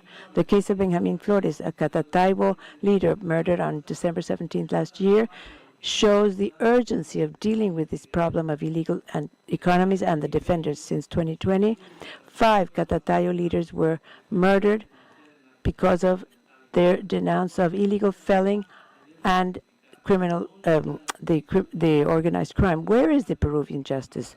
And I give the floor to my sister. Good afternoon, ladies and gentlemen of the Commission. My name is Marisol Garcia Pagüeño. I am from the Quichua Aydesep people, and in Peru, there is a mechanism to protect the human rights defenders. We've had it since 2021, but it only works when the leaders are murdered. Then the ministers appear, the authorities appear, and miraculously, the budgets and necessary resources appear to help prevent other murders. Unfortunately, we heard of this with the tremendous loss of our brother Ilapo Quinto and Inume Alvarado, who was murdered on November 29th of 2023, who had activated the early warning for the defenders with the resolution 003-221, who never did serve for anything. This reference should be a point of thought, a turning point. We ask that the death of these not be left without some type of consideration. We cannot be punished for denouncing illicit practices in our territory. We demand justice for the 33 indigenous defenders who were murdered, and we demand the deed of the land of Tanayaco. Gentlemen, Ama Yuwachahuaycho, and I give the floor to my brothers from Venezuela. Thank you. My name is Rodrigo Villamante. I'm president of Mundo Sin Bordaza. I live in exile. I'm a former political prisoner, but for human rights, we need human rights defenders. That's why I'm congratulating all of you who are defending all this, which is so important. And since you all know the situation in Venezuela since 2014, where there's a policy against the defenders of human rights and the Venezuelan civil society. The defenders in Venezuela have been victims of arbitrary attacks, forced disappearance, raids in our homes and our organizations. We've been accused of false things. We have been persecuted, and our families and friends have been persecuted. Friends who have nothing to do with the policy nor with my work as a defender have been persecuted because they were my friends. Right now, all my family is outside the country because they did not want to be persecuted as they were, like Rocio San Miguel's family has been being persecuted. That's why we insist that they put an end to this persecution of the defenders of human rights in Venezuela, and we demand international solidarity so that Javier Tarazona, Rocio San Miguel, and all other political prisoners can be free as they deserve to be, because to defend the human rights is not a crime. It could be the most honorable job of any Venezuelan at this time. Genia Sidlavi, the president of Acción de Venezuela. The most recent situation we have in the country to show what's happening with the human rights defenders is the recent arrest of Rocio San Miguel. Who is Rocio San Miguel? She's one of the human rights defenders best known in Venezuela. She's a woman. She defends the human rights. She works with the military world because her organization, Control Ciudadano, audits the situation of national security and has publicly denounced things like the delivery of weapons to the militia and the existence of illegal laws that allow for the use of force or lethal force to control protests in Venezuela, and has furthermore clearly shown the disaster in El Esequibo despite military control. All of these have been her crimes. Her crime is to have tried to defend the human rights of Venezuelans and has been therefore subjected to a punishment as an example in Venezuela, which was announced in the national television, and it's now called part of the Furia Bolivariana, which not only affected Rocio San Miguel, but her family. They all either disappeared or detained arbitrarily, and 20 days after the detention of Rocio San Miguel, she is still being denied access to any type of defense. She is denied the right to attorneys, and her former spouse has not been seen since then, despite the fact that he was also detained. This situation is an example of the persecution pattern of Venezuela for all human rights defenders. Good afternoon. Osvaldo Cáceres, representing Fundaredes in Venezuela. Javier Tarazona, a defender of human rights who is arbitrarily deprived of his freedom because he denounced the Venezuelan state's complacency of the action of irregular armed groups in Venezuela. From the very first day of his detention, he's been subjected to physical and psychological torture, giving him drugs to obtain his testimony. He's been hit. He has problems of circulation, and yet his lower extremities have been mistreated with pins. He's 41 years old and must take 19 drugs a day to counteract the effects of his diseases, like blood pressure, cardiac arrhythmia, high blood pressure, cardiometabolic syndrome, hyperinsulinism, asthma, psoriasis, fissures in the rectum, irritable colon, and others as a result of the absence of ventilation in those spaces where he has been now 972 days in prison. While we're in this room, Javier is being presented before the courts to defend himself of the charges against him, betraying the land and so forth, simply for defending human rights. Buenas tardes. Good afternoon. I am a Nahuatl indigenous. I'm also representative from the Council of Elderly.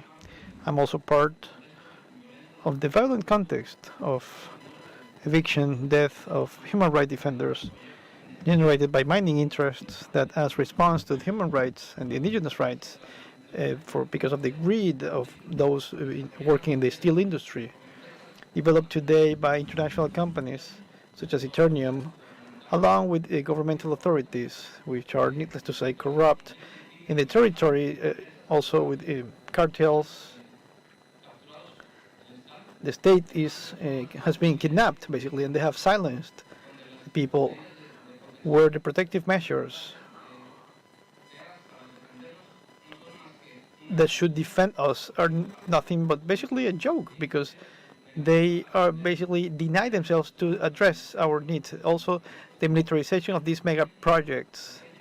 A recent investigation into these since 2016 to 2023 led to 23 forced disappearances. 11 of them were indigenous that were defending the territory from the deforestation. En el estado de Michoacán. 20 disappearances occurred in these 6 years. All of them went unpunished. Mr. Oyatlan, in October 2020, they also disappeared my 16-year-old son. In 2021, my partner. In November 2023, they assassinated Mr. Eugenio de la Cruz in the states of Michoacán. In January 2023, they disappeared attorney Ricardo Lagunes, Gasca, and also Valencia, también por defender sus. Because they were defending their land. In other regions, such as the region of Isthmus of Tecualtepec, the regions where this mega project,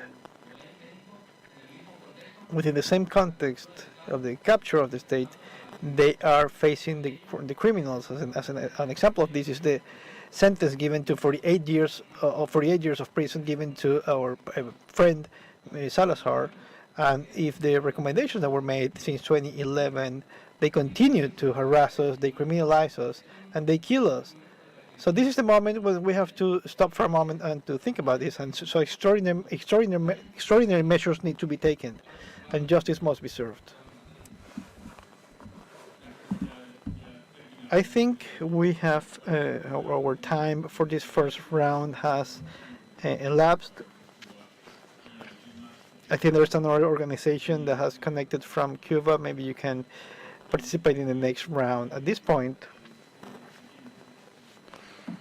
we are going to, the Commission is going to speak, and beforehand I would like to say something, which is that the commissioners that are present here today, we have certain constraints to when it comes to referring to things occurring in our own countries. For example, in the case of a commissioner to my left-hand side, he cannot refer to the things taking place in Mexico. In my case, cases that have to do with Colombia.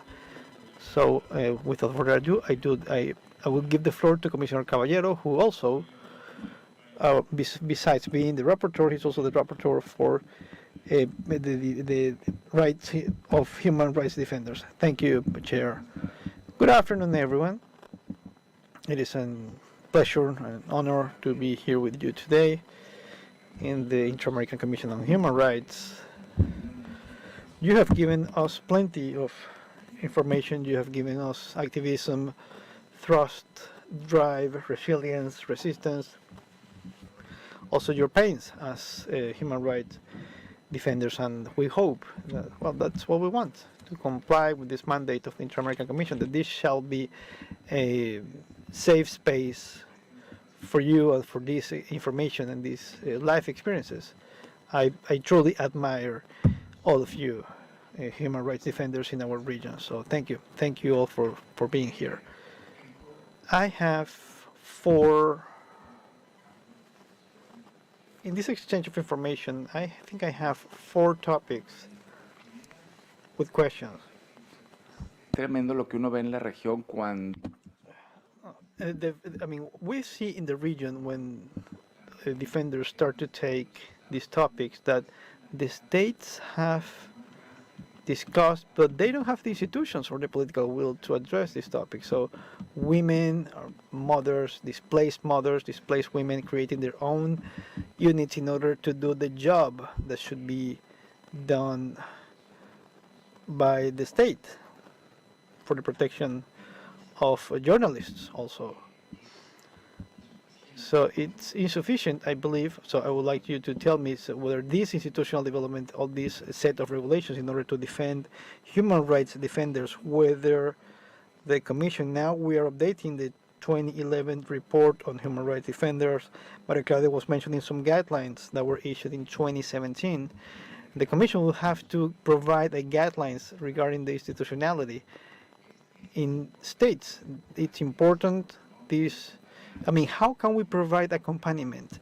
This topic of the mothers who seek that, I find it's overwhelming. That's something that should be done by the state. That's the first question. The second has to do with the differentiated approaches, and what I want to mean with this is that what they have mentioned in Colombia with the case 11, and whether this could somehow enlighten us in terms of gender or the LGBTQ groups, also violence in terms of for prejudices, gender-based violence, and also the third point is, how are you seeing organized crime within the framework of human rights defenders? All these shortcomings with the state that start from the struggle between these groups. And the fourth, whether you feel that the precautionary measures issued by the Commission are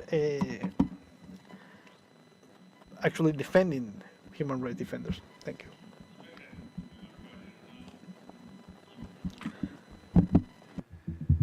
Please. Thank you, Mr. President. And I'm going to speak in English. My apologies in advance. But I'll give you a second to arrange the translation. I echo my colleagues and bid you all a very good afternoon. It's an honor for me to be here and to listen to you, despite the very grim circumstances and the testimonies that are, like I said, grim and riveting. And listening to you, what struck me most of all was the commonality of the stories across a very diverse region. So we are all in the Inter-American system, but it is geographically a large place. And yet, from places ranging from Peru to Colombia to Mexico, Bolivia, just across a very wide area. So many of the stories that you have told us today are replicate themselves. Similar stories of persecution and extreme violence and impunity. And so I suppose what's striking me when I hear this is whether you can, from your work, identify perhaps what could be some of the causes for this rise in intolerance. Intolerance is a mild word because of the effects that you are feeling, but why this increase in intolerance? Why this increase in repression and violence? Is it attributable to some particular risk factor? Is it some ideological factor, perhaps, that are putting groups at this severe risk? Or is it simply a question of economics? Or is it a question of the rise in organized crime? And I ask this because I think if we can identify what might be driving this phenomenon that has ratcheted up so much in intensity, but it has also spread across the region. I think if we could identify some of these causes, then that might help us to work towards the solution. And I don't believe it's purely ideological. My own feeling is, of course, is that economics play a huge part in this, but I'm very interested to hear from you who are on the ground and doing this work of activism. Relatedly, another common theme I heard over and over from all of you was the impunity. And again, I'm wondering because, and just to digress for a moment, what we are speaking about here today and the norms that they concern is very uncontroversial, the norms, that is. So the right to protest, to speak, the freedom to hold opinions, to dissent. These are very basic rights that for decades are well entrenched in international law, international human rights law. And in our regional inter-American system, just as entrenched and developed. So we're not talking about anything that's new or evolving or controversial. These are very well-settled norms. And so this is why I'm asking the question, across the region, what's fueling this increasing intolerance to what are very basic standards? And lots of other countries that have not been mentioned. I mean, we have those of you from this region, but without naming and shaming anyone, I think that this is a trend that we can identify in many other places. And so, coming back to the point I was making about impunity, is that a reflection, again, I would ask you this, is that a reflection of the increasing inefficiencies of our judicial systems that we've also been hearing about? Or is this something as well that's connected to this process of intolerance? And finally, I would close by asking you, well, just for a little more information, a lot of you have talked about this extreme violence. Are you documenting as well other forms of repression or silencing of human rights defenders? For instance, measures perhaps that can target you economically or your reputations, sort of to drive you underground. Measures, more formal legal and administrative measures perhaps that might be trying to dismantle organizations. Is it beyond the violence and the crude violence that you've been speaking about? And finally, I would ask if in terms of going forward, because I began by asking if you could identify any kinds of trends which might help us for solutions. Are there specific solutions or collaborations with the Commission that you think would be helpful going forward in addressing this problem? Once again, thank you very much for your testimonies and I look forward to hearing more from you. Muchas gracias, comisionado Vulcan. Ahora quisiera... Thank you, Commissioner Vulcan. I would like to give the floor to the Special Rapporteur for Freedom of Speech, Pedro Vaca. Thank you, Commissioner Bernal. I send my regards to all my colleagues from the Executive Secretariat, and very especially to all the organizations and people who are attending this hearing on the situation of human rights defenders. We're speaking about institutional guarantees in countries with very diverse democracies, and for that reason I will try to share a few thoughts so that at the end you can continue to provide this commission with more information, so different chapters, different reports in which we can deepen some of these issues. Truly, the Commission, since some time, we have been talking about the what we call what we refer to as a civic space. We're basically speaking of the institutional conditions to defend human rights, and when said conditions are hurt, the impacts are very serious, not only in the groups they represent, but also for the society as a whole, and also for the whole hemisphere, and even the Commission itself. In other words, if the law if the right to respect human rights is affected in the region, that also hinders and has an impact on the work of the Commission, because all these different mechanisms would be affected, and they are affected. There is a component that was developed in a report written by the Commission last year, if I'm not mistaken, on Nicaragua, and there was some confusion between actions, normal actions, such as a registry of organizations, persecution, crimes, the possibility to receive funds from other countries, which they are seen as, that has led to criminalization processes, as in this regard. I would urge the organizations to provide information in which, regarding cases where the states have used criminal law just to basically to sanction these kind of organizations. I would also like to ask two questions regarding what has been said in this hearing. The first has to do with a hate speech. I think this obviously enters within the purview of the mandate that the Commission has given to me, and I would like to ask you also whether these allegations are issued from the higher authorities of the states, whether this has to do with stigmatization processes and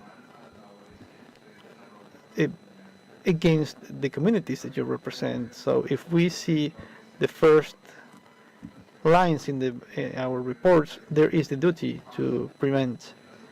That starts by the public authorities. They have to be very careful, and they have to meticulously pick the words that they use when it comes to human rights defenders, among other things, because their own voices have consequences, and very often that can have an impact, and that may lead to other people believing that they are entitled to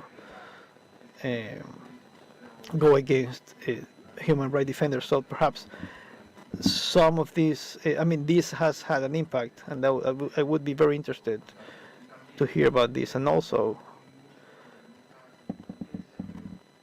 I feel that could be interesting for the organizations that are present.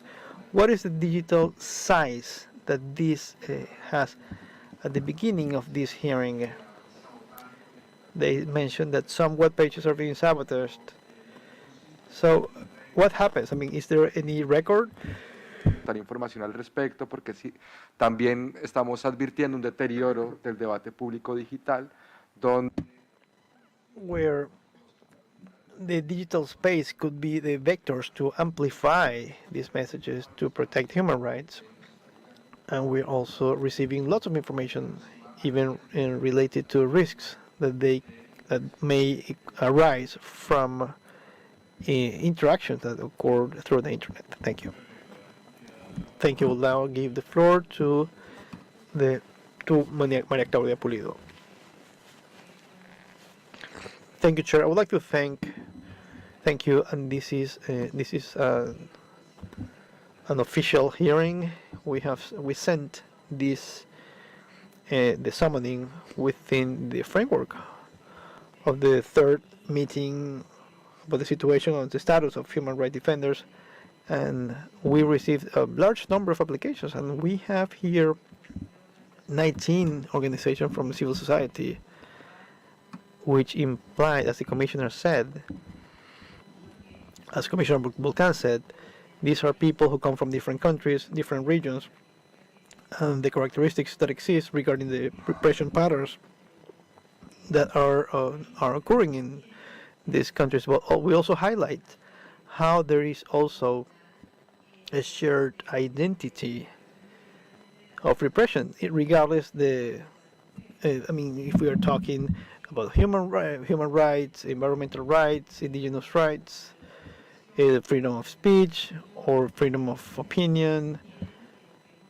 What we have gathered here, we have cases of people who were murdered, people who were tortured, people who have received death threats, people who are monitored under constant monitoring, people who have been targets of many different things. So the Commission, for over 20 years, first the existence of the unit, and then the unit for the defense, we have issued 12 country-specific reports.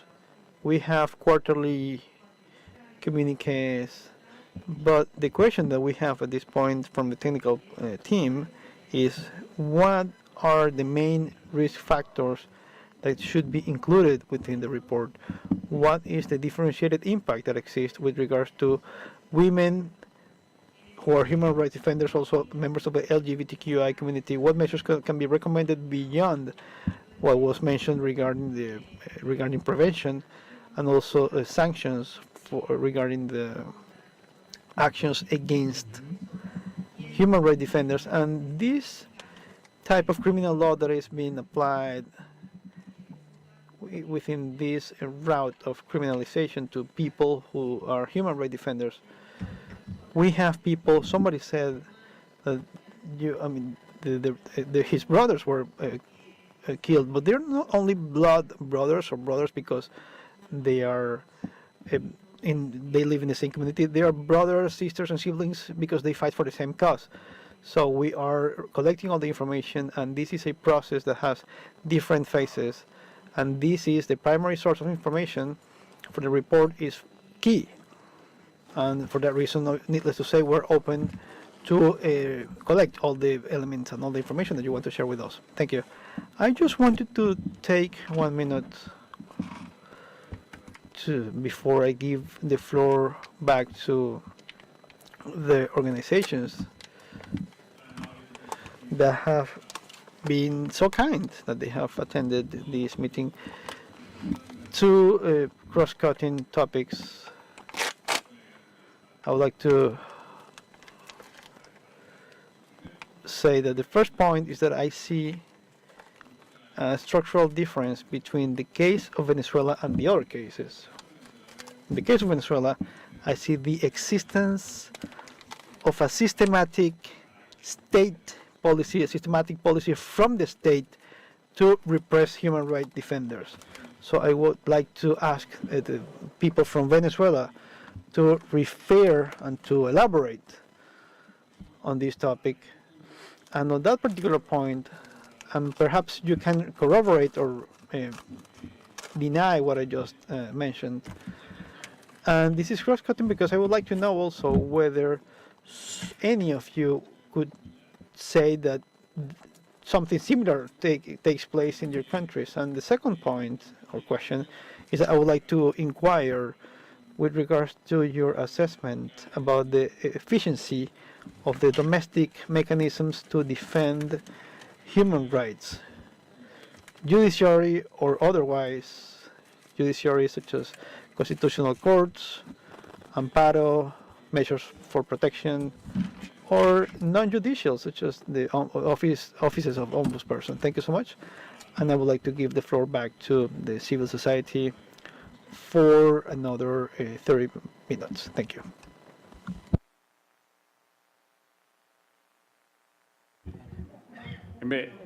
Empezamos con Cuba y luego... Okay, so we're going to begin with Cuba. Yes, I am Mario Leonard. I give the floor to Rosa Maria Paya. Gracias, Mario. Muchas gracias. Thank you, Mario. Thank you, this Honorable Commission. I am Rosa Maria Paya. I'm the Director for the Pan American Democracy. I'm the founder of Cuba in the CIDH. I also represent human rights defenders, Impulso Latinoamericana. Today, February 29, my father, Osvaldo, would be turning 72. Should the Cuban regime not kill him, along with his friend who was also a human rights defender, in a historical verdict, this commission said that the Cuban regime was responsible, and also there was this decision against a spy from the United States who was providing insights on someone who had access to intelligence. My mother would like to know the truth. My mother wishes to receive justice and to put an end to the impunity that the Cuban regime and its cronies has in the region. And I would like to ask, I would like to answer Commissioner Volkan and also the chairman.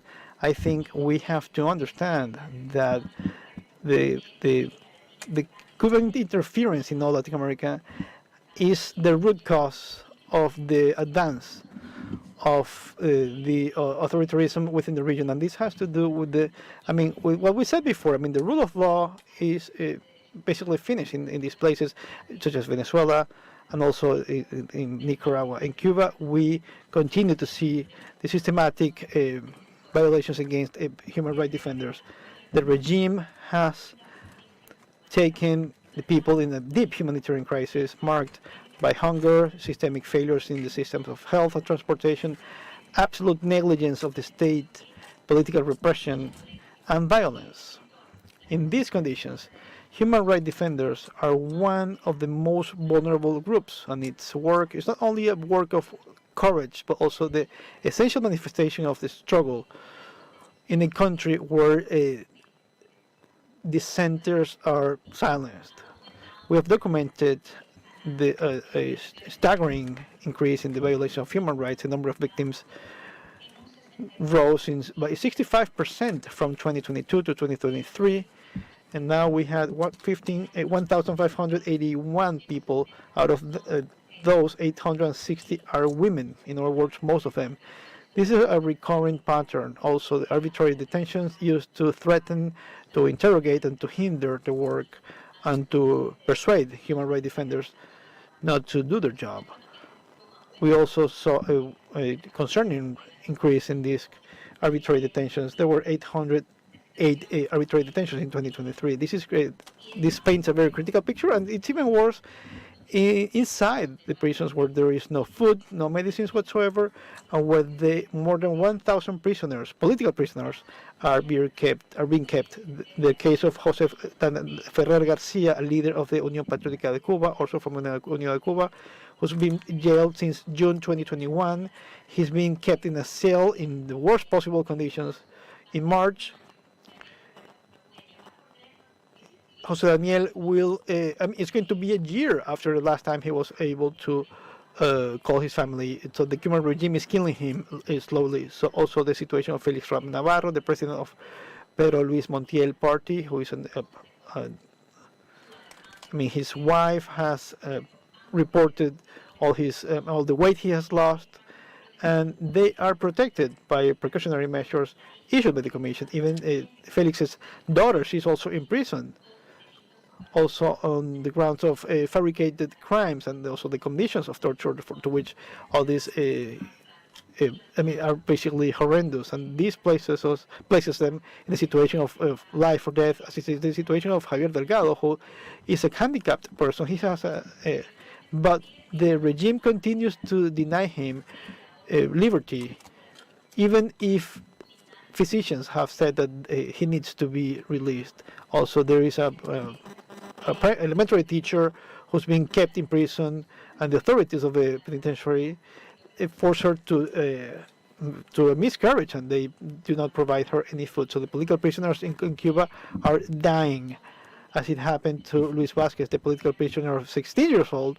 who was killed in 2023 after this, he was denied medical assistance until it was too late, and also the inhuman conditions to which he was subject. Also, the situation is gruesome, and it requires the coordinated action of this commission and the states member of the OAS. And I would like to ask to some of the commissioners requesting this honorable commission to demand the Cuban state the liberation of every single political prisoner, and to stop all of these actions against the human rights defenders in the country, and also to request an extraordinary session before the Permanent Council of the OAS to submit and to discuss the situation of the human rights defenders in Cuba, as well as the violations against all Cubans and the situation of political prisoners, and extrajudicial executions are responsibility of the Cuban state and have been documented by this commission, as it is the case of Osvaldo Payá and others.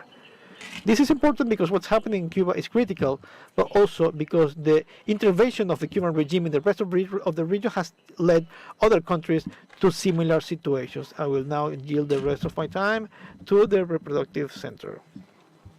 I think we'll end with those that didn't end. Yes.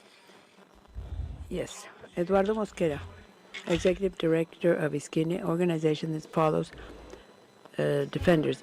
The diagnosis is clear.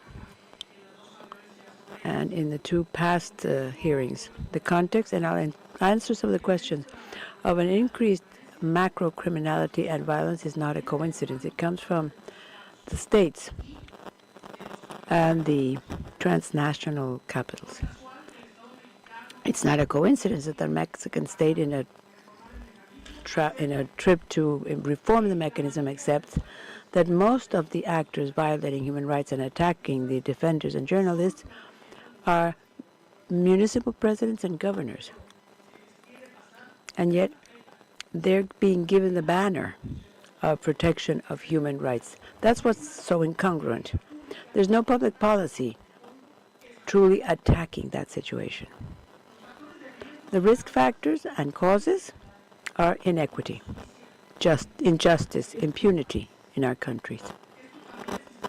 This is also systematic, not only can be seen in Venezuela, it's happening in all our countries. The use of violence and the use of the protection mechanisms. I'm a citizen counselor of the Federal Protection Mechanism, and I can tell you that it's complete. We send communications and get no response. Our friend here, as part of his protection plan, asks for support from the National Guard, and the National Guard says they're not in a position to offer that support, and the only responsible are the municipal police who participate in the disappearance of our colleagues. It's also important to mention that these are not only measures of violence, it's also economic measures where the companies feel that they own the country and force signature of treaties where anyone in the community cannot complain with any problems of not having access to justice. There's a human, environmental, and climate crisis which prevents you at the Commission to support us with specific recommendations or give us the necessary standards or instruments that we can defend ourselves with internally. First of all, we must have the risk analysis methodologies reviewed and the precautionary measures so that we don't see again, as in this case, that they murder our colleagues while we go and come with the details of the specific risk incidents and the going and coming with the protection mechanisms, who don't do anything because they say they're going to coordinate it to protect us and to protect us, everyone with the municipal authorities, and that's not possible.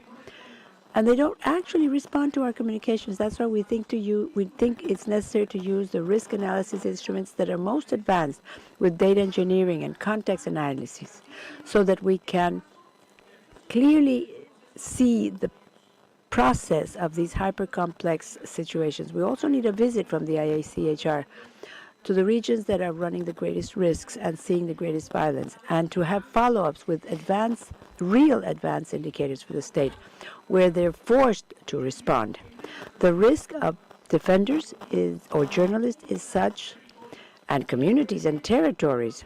The present and future of our region deserve this. Alejandra Gonzalez. I'm not going to take up too much time, but an indispensable risk factor that has to be taken into consideration is that the Commission has developed the principles but has not applied them in the precautionary measures or their decisions. The risk factors are in the lack of the legal framework for due diligence of companies who develop these projects in the different countries. As long as we continue to allow them to act without any concrete responsibilities, we have United Nations guidelines within the framework of these recommendations, but we must include them into the recommendations so that the states themselves force them to carry out the due diligence, including prevention, mitigation, and reparation. Otherwise, we're never going to do anything. We're here because the precautionary measures don't work, because the content of these at this time are insufficient to really include those risk factors, to reduce them and mitigate them. And that's why we also think that there are other types of recommendations that could be made in a preventive way. Multi-state diplomacy is necessary so that the countries who are working with pre-established policies for the defense of human rights defenders, like the United States, who's about to enact a law with humanitarian visas, we're not saving the lives of these with panic buttons, nor with the mechanisms that exist at this time. And I also think we should ask that they increase the precautionary measures. Commissioner, President, you asked if there's another country that's living the same as Venezuela. I have flashbacks of what's happened in Venezuela when I used to work in 2006 and heard the presidential speech attacking the defenders every single day, and attacks all of you and delegitimizes the work of the human rights defenders. The institutional systems for search and protection have not worked. The 3 humanitarian crises recognized by the state and the institutions has disappeared, practically. And we end up with prosecutors' offices that have nothing to do, tons of bodies that we have not been able to identify. One of the attorneys of the Human Rights Commission, who was here all the time, disappears. What more can we expect? Let's make these recommendations that are direct recommendations, and let us study the mechanisms together for technical assistance, which are essential. We have to create them here so that they can be applied directly without waiting for the willingness of the state, because even Mexico's absent with delegations with a political commitment to try to solve this situation. I think I'll stop here. I have other recommendations, but I have already sent them in writing. I don't know who's next. I'm kind of lost here. We'll come back of the regular order for the second round of interventions. If we all agree, I'm going to proceed to this original order. And honorable commissioners, I would like to respond to some of the comments that you made and remind that the forms of violence against the defenders, including the women defenders, come from many different actors: the state agents, private interest agents, groups of persons who question the rights of women in our case, and the sexual rights and reproductive rights. For example, recently In our own Office for Latin America, we receive harassment and intimidation mail precisely because of the work that we do to promote the rights of women. Another example, I refer to the case 11, Commissioner Caballero mentioned it. We know that currently many of the victims that are accredited are also women defenders of human rights who at this time are living in the same regions that their assassins, and they're risking. We'll send more information about this. Another thing I'd like to mention regarding the comments from the Special Rapporteur Pedro Vaca, that we can provide more information about digital violence as well, and we can provide more information about stigmatizing speech against the women defenders. This is speech that seeks to limit and prevent the defense work. And I want to remind you also that this commission has recognized that the violence against women defenders have concerning rates of impunity, which has also been observed by Commissioner Vulcan. And we believe that this is something that should be followed by the Commission. These forms of violence that we have all lived here and have mentioned are violence online as well as offline. And there's total impunity. This impunity leads to a situation of risk and intimidation, which seeks to silence the defenders and finally limit their enjoyment of the human rights. And very quickly, I'd like to end my presentation by asking the Commission to continue to monitor violence and discrimination faced by by the defenders of reproductive and sexual rights, and that they include them in the next report and consider the risk factors they face because of their gender and the topic object of their defense, and ask the Honorable Commission to recommend that the states recognize digital violence as a form of violence against women defenders, promoting actions of supervision.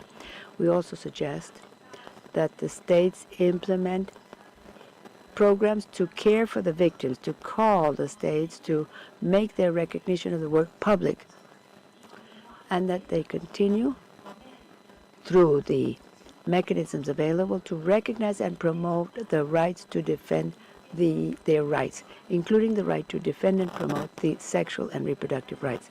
Once again, thank you, commissioners and members of the IACHR, for this space. We will be sending you more information in writing. And for now, I'd like to give the floor to my colleague, Melissa Guerrera. Thank you very much, honorable commissioners, for Amnesty International, as Rapporteur Vaca said about the closure of civic spaces in El Salvador. It's not only alarming, it has made the defenders of human rights feel an increased attack against the highest authorities in the country, which is characterized by 5 elements. First, the use of the stigmatizing speech in the highest level of the country to dismiss the act of these harassment, discrimination, hostility, and violence to any form of dissidence or criticism. Third, the use of vague criminal typologies. Fourth, illegal surveillance and the use of spy malware. And fifth, public orders or national security reasons to obstaculize or dismiss the defense of human rights, the lack of independence between the bodies of the government, including the prosecutor's office and the attorney's office for the defense of human rights, as well as the suspension for 23 consecutive rights of the rights during the system, has increased the risk of all defenders in the country. Though it's true that in Colombia, the government has accepted that the defense work is a high-risk activity and has taken measures to mitigate it, including an emergency plan to protect the life of human rights defenders in 2022, announcing midterm measures to deal with the crisis comprehensively. The emergency plan did not have the desired effect, and the midterm measures are still on paper or are just beginning to be implemented, but are still in their very early stages. And lastly, Amnesty International is concerned with the situation of Rocio San Miguel and all those who are arbitrarily detained for political reasons in Venezuela, including the human rights defender known as a conscious prisoner, Javier Terrazona. The Colombian Jurists Committee has the floor. Good afternoon again. Sofia Bautista from the Colombian Jurists Commission. I want to use these minutes to answer some of the questions of the commissioners, and then I will present the petitions.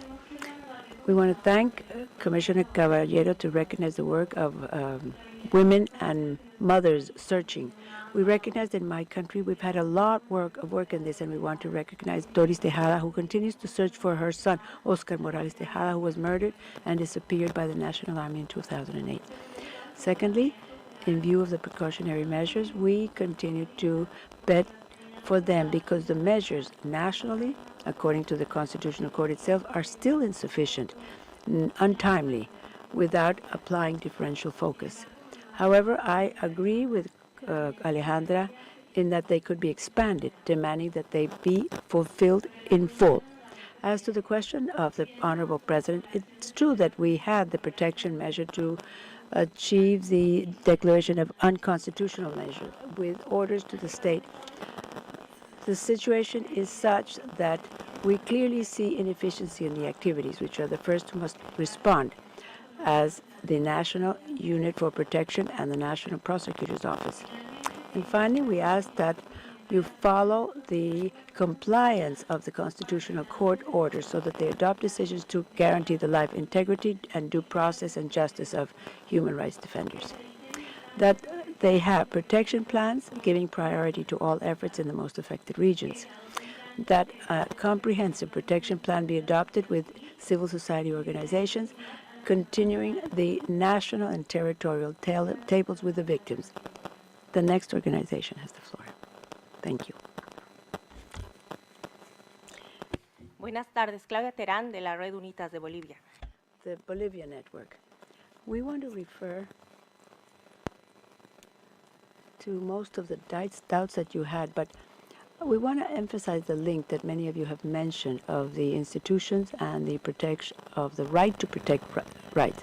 In Bolivia, the weakness, the fragility of these institutions of the justice system have a direct effect on this right. And in fact, in its recognition itself, Bolivia practically disregards the possibility of defenders or journalists be recognized as such and be able to make use of the existing mechanisms. In answer to Commissioner Caballero, there is definitely the need to have international standards in the different institutions. We think this is essential. However, the diversity and the reality of our countries within the framework of the things we shared with you make it almost impossible, considering the reality. It would be difficult in Bolivia to insist that they advance like they've done in other countries. Many international agencies have asked Bolivia to establish a protection mechanism for the defenders and journalists. Many agencies have done that, but to date, there's been nothing done, though there are some proposals from civil society. That's why we ask that it's important to follow these recommendations of the universal and inter-American system is indispensable, and civil society in Bolivia is ready to help and coordinate. Another thing we're concerned about, which was mentioned by you, is the impunity and the weakening of the institutions and how it affects the impunity directly as well as the undermining of defenders, because there's no mechanisms, and so there's no way to complain. The journalists that are persecuted in Bolivia are not interested in denouncing these cases because they don't believe that there's going to be any effective justice from the state. And another thing that seems important is related to the question about the criminalization, or the organized crime, I should say. And here we'd like to highlight something which is very important in Bolivia, linked to the violation of journalists. And that has to do with the very high percentage of individuals whose rights are violated through aggressions and threats, but where in most cases it's related to the acceptance or omission on the part of the state setting aside the possibility of protecting, and they do not have in the government the necessary mechanisms to investigate the situations. And as for the data requested by the rapporteur about the freedom of expression. We will send you details, because in civil society we have an observatory, but the fact is that most of the violations of freedom of expression and stigmatization come from the top authorities of the different agencies. We'll send you details in writing.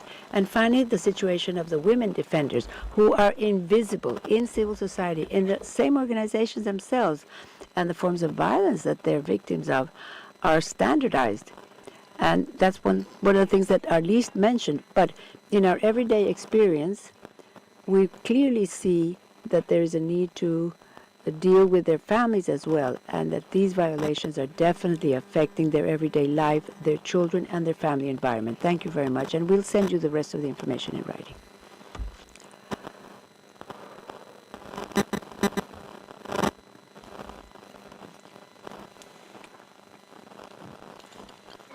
Okay. I'd like to ask the public to give these defenders of human rights a big round of applause, because to defend human rights is not a crime. What's a crime is to persecute those who think differently, or those who fight in Venezuela, Nicaragua, Cuba, or throughout the region.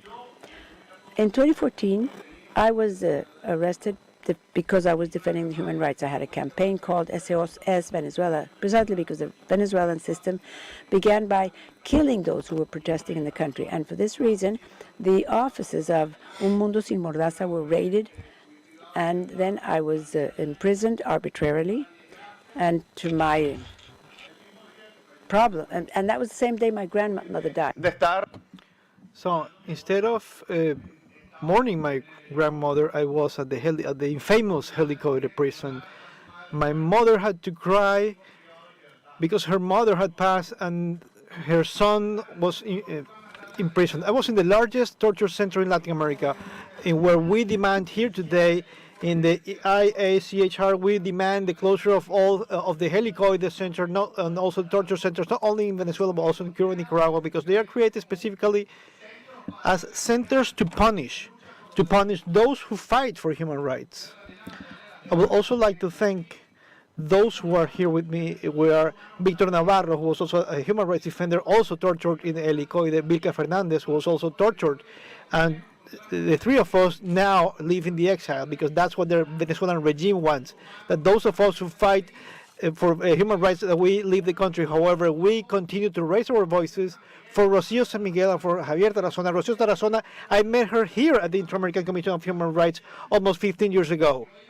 And today, she is imprisoned in the same center for torture where I was imprisoned, and I express all my solidarity with her and her family. We will not we will not give up until we reach the liberty of all political prisoners in Venezuela. Thank you. I would like to share with this commission an example of how our colleague from Mexico mentioned how the precautionary measures have not been sufficient for the human rights defenders in specific cases, such as in Venezuela also, before the detention of Javier Tarazona.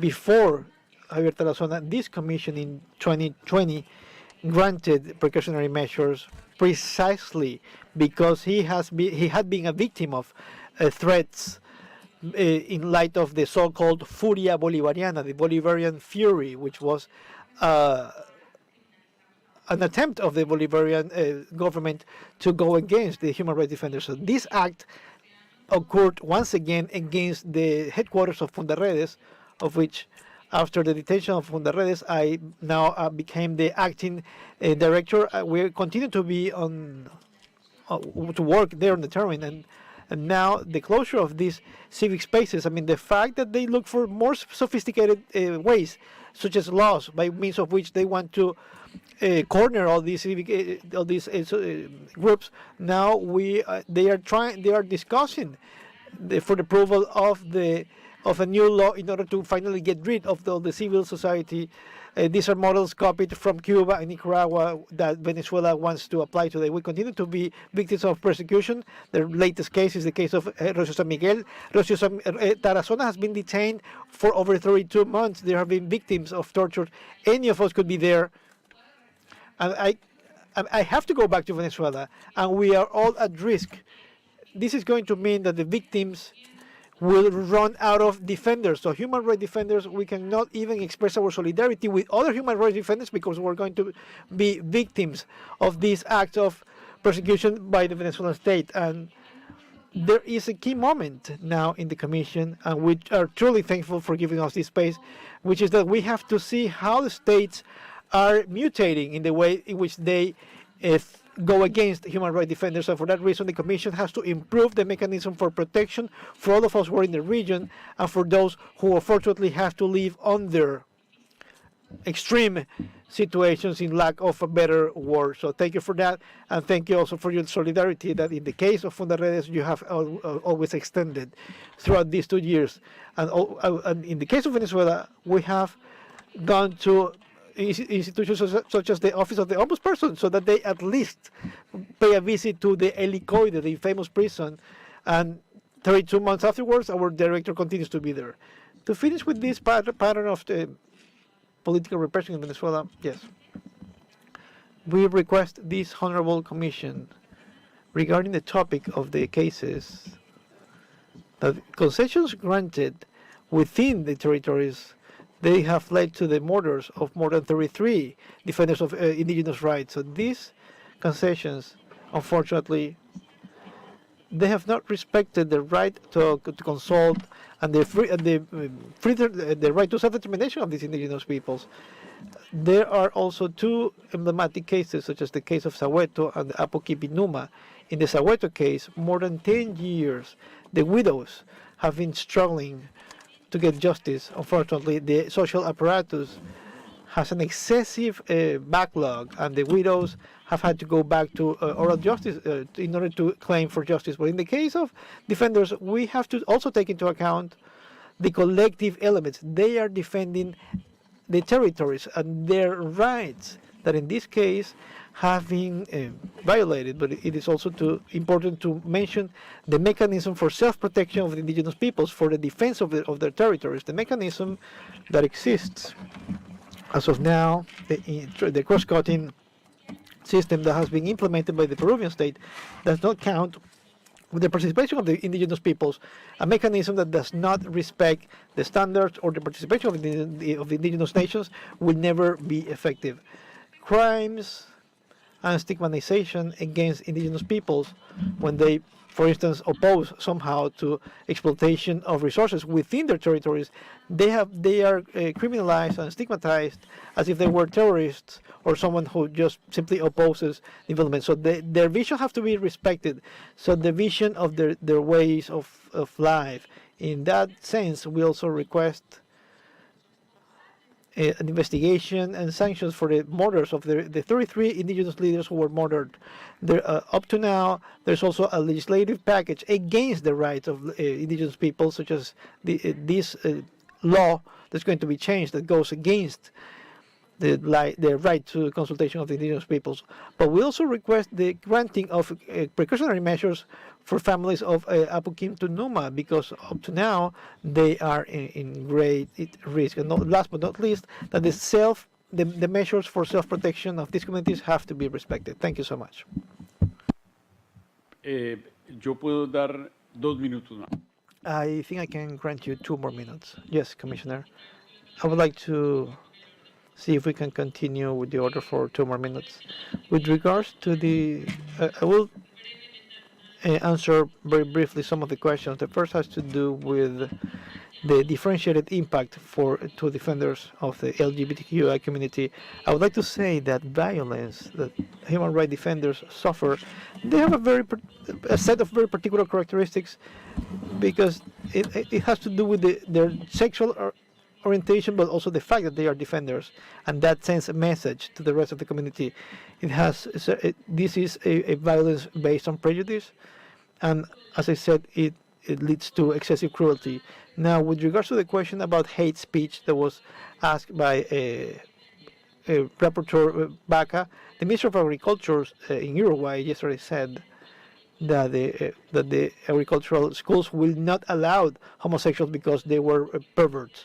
So this is a true example. I mean, from yesterday, this is something that's been happening from the highest positions in many of our countries in Latin America and the Caribbean. And last but not least, about the precautionary measures.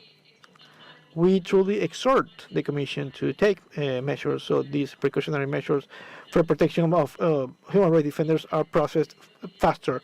We have filed a request for a no-trans association from Guatemala because of all the previous cases of assassinations of defenders, and we are still waiting after 1 year, and the organization continues to be under threat, and we know this is not the only example that is still awaiting a ruling from the Commission, and the rest of the answers we will send them in writing. Thank you so much. Please allow me to close this hearing, because since we are connected also through our different platforms, I would like to be careful with the time. I would like to finish by saying three things. In first place, I would like to thank you, everyone, each of you, for having come and for all this important information you have given to us. I kindly ask you to share with us in writing all the supports, all the proof that you have, everything you have. It's going to be very important for the third report on human rights defenders. In second place, both those who have been expressed here and those who are going to be expressed in writing, the Commission will take note of every single request and recommendation, and it will consider their inclusion into the report that I just mentioned. And to finalize, I know that we are all in agreement. I would like to call upon for the freedom of those who have been deprived of the liberty because of their opinions, given their position as human rights defenders. And I call upon all the governments from all countries in the region that are covered by the inter-American system of human rights. Having said this, thank you so much, and thank you to our team for their support, continued support. Thank you.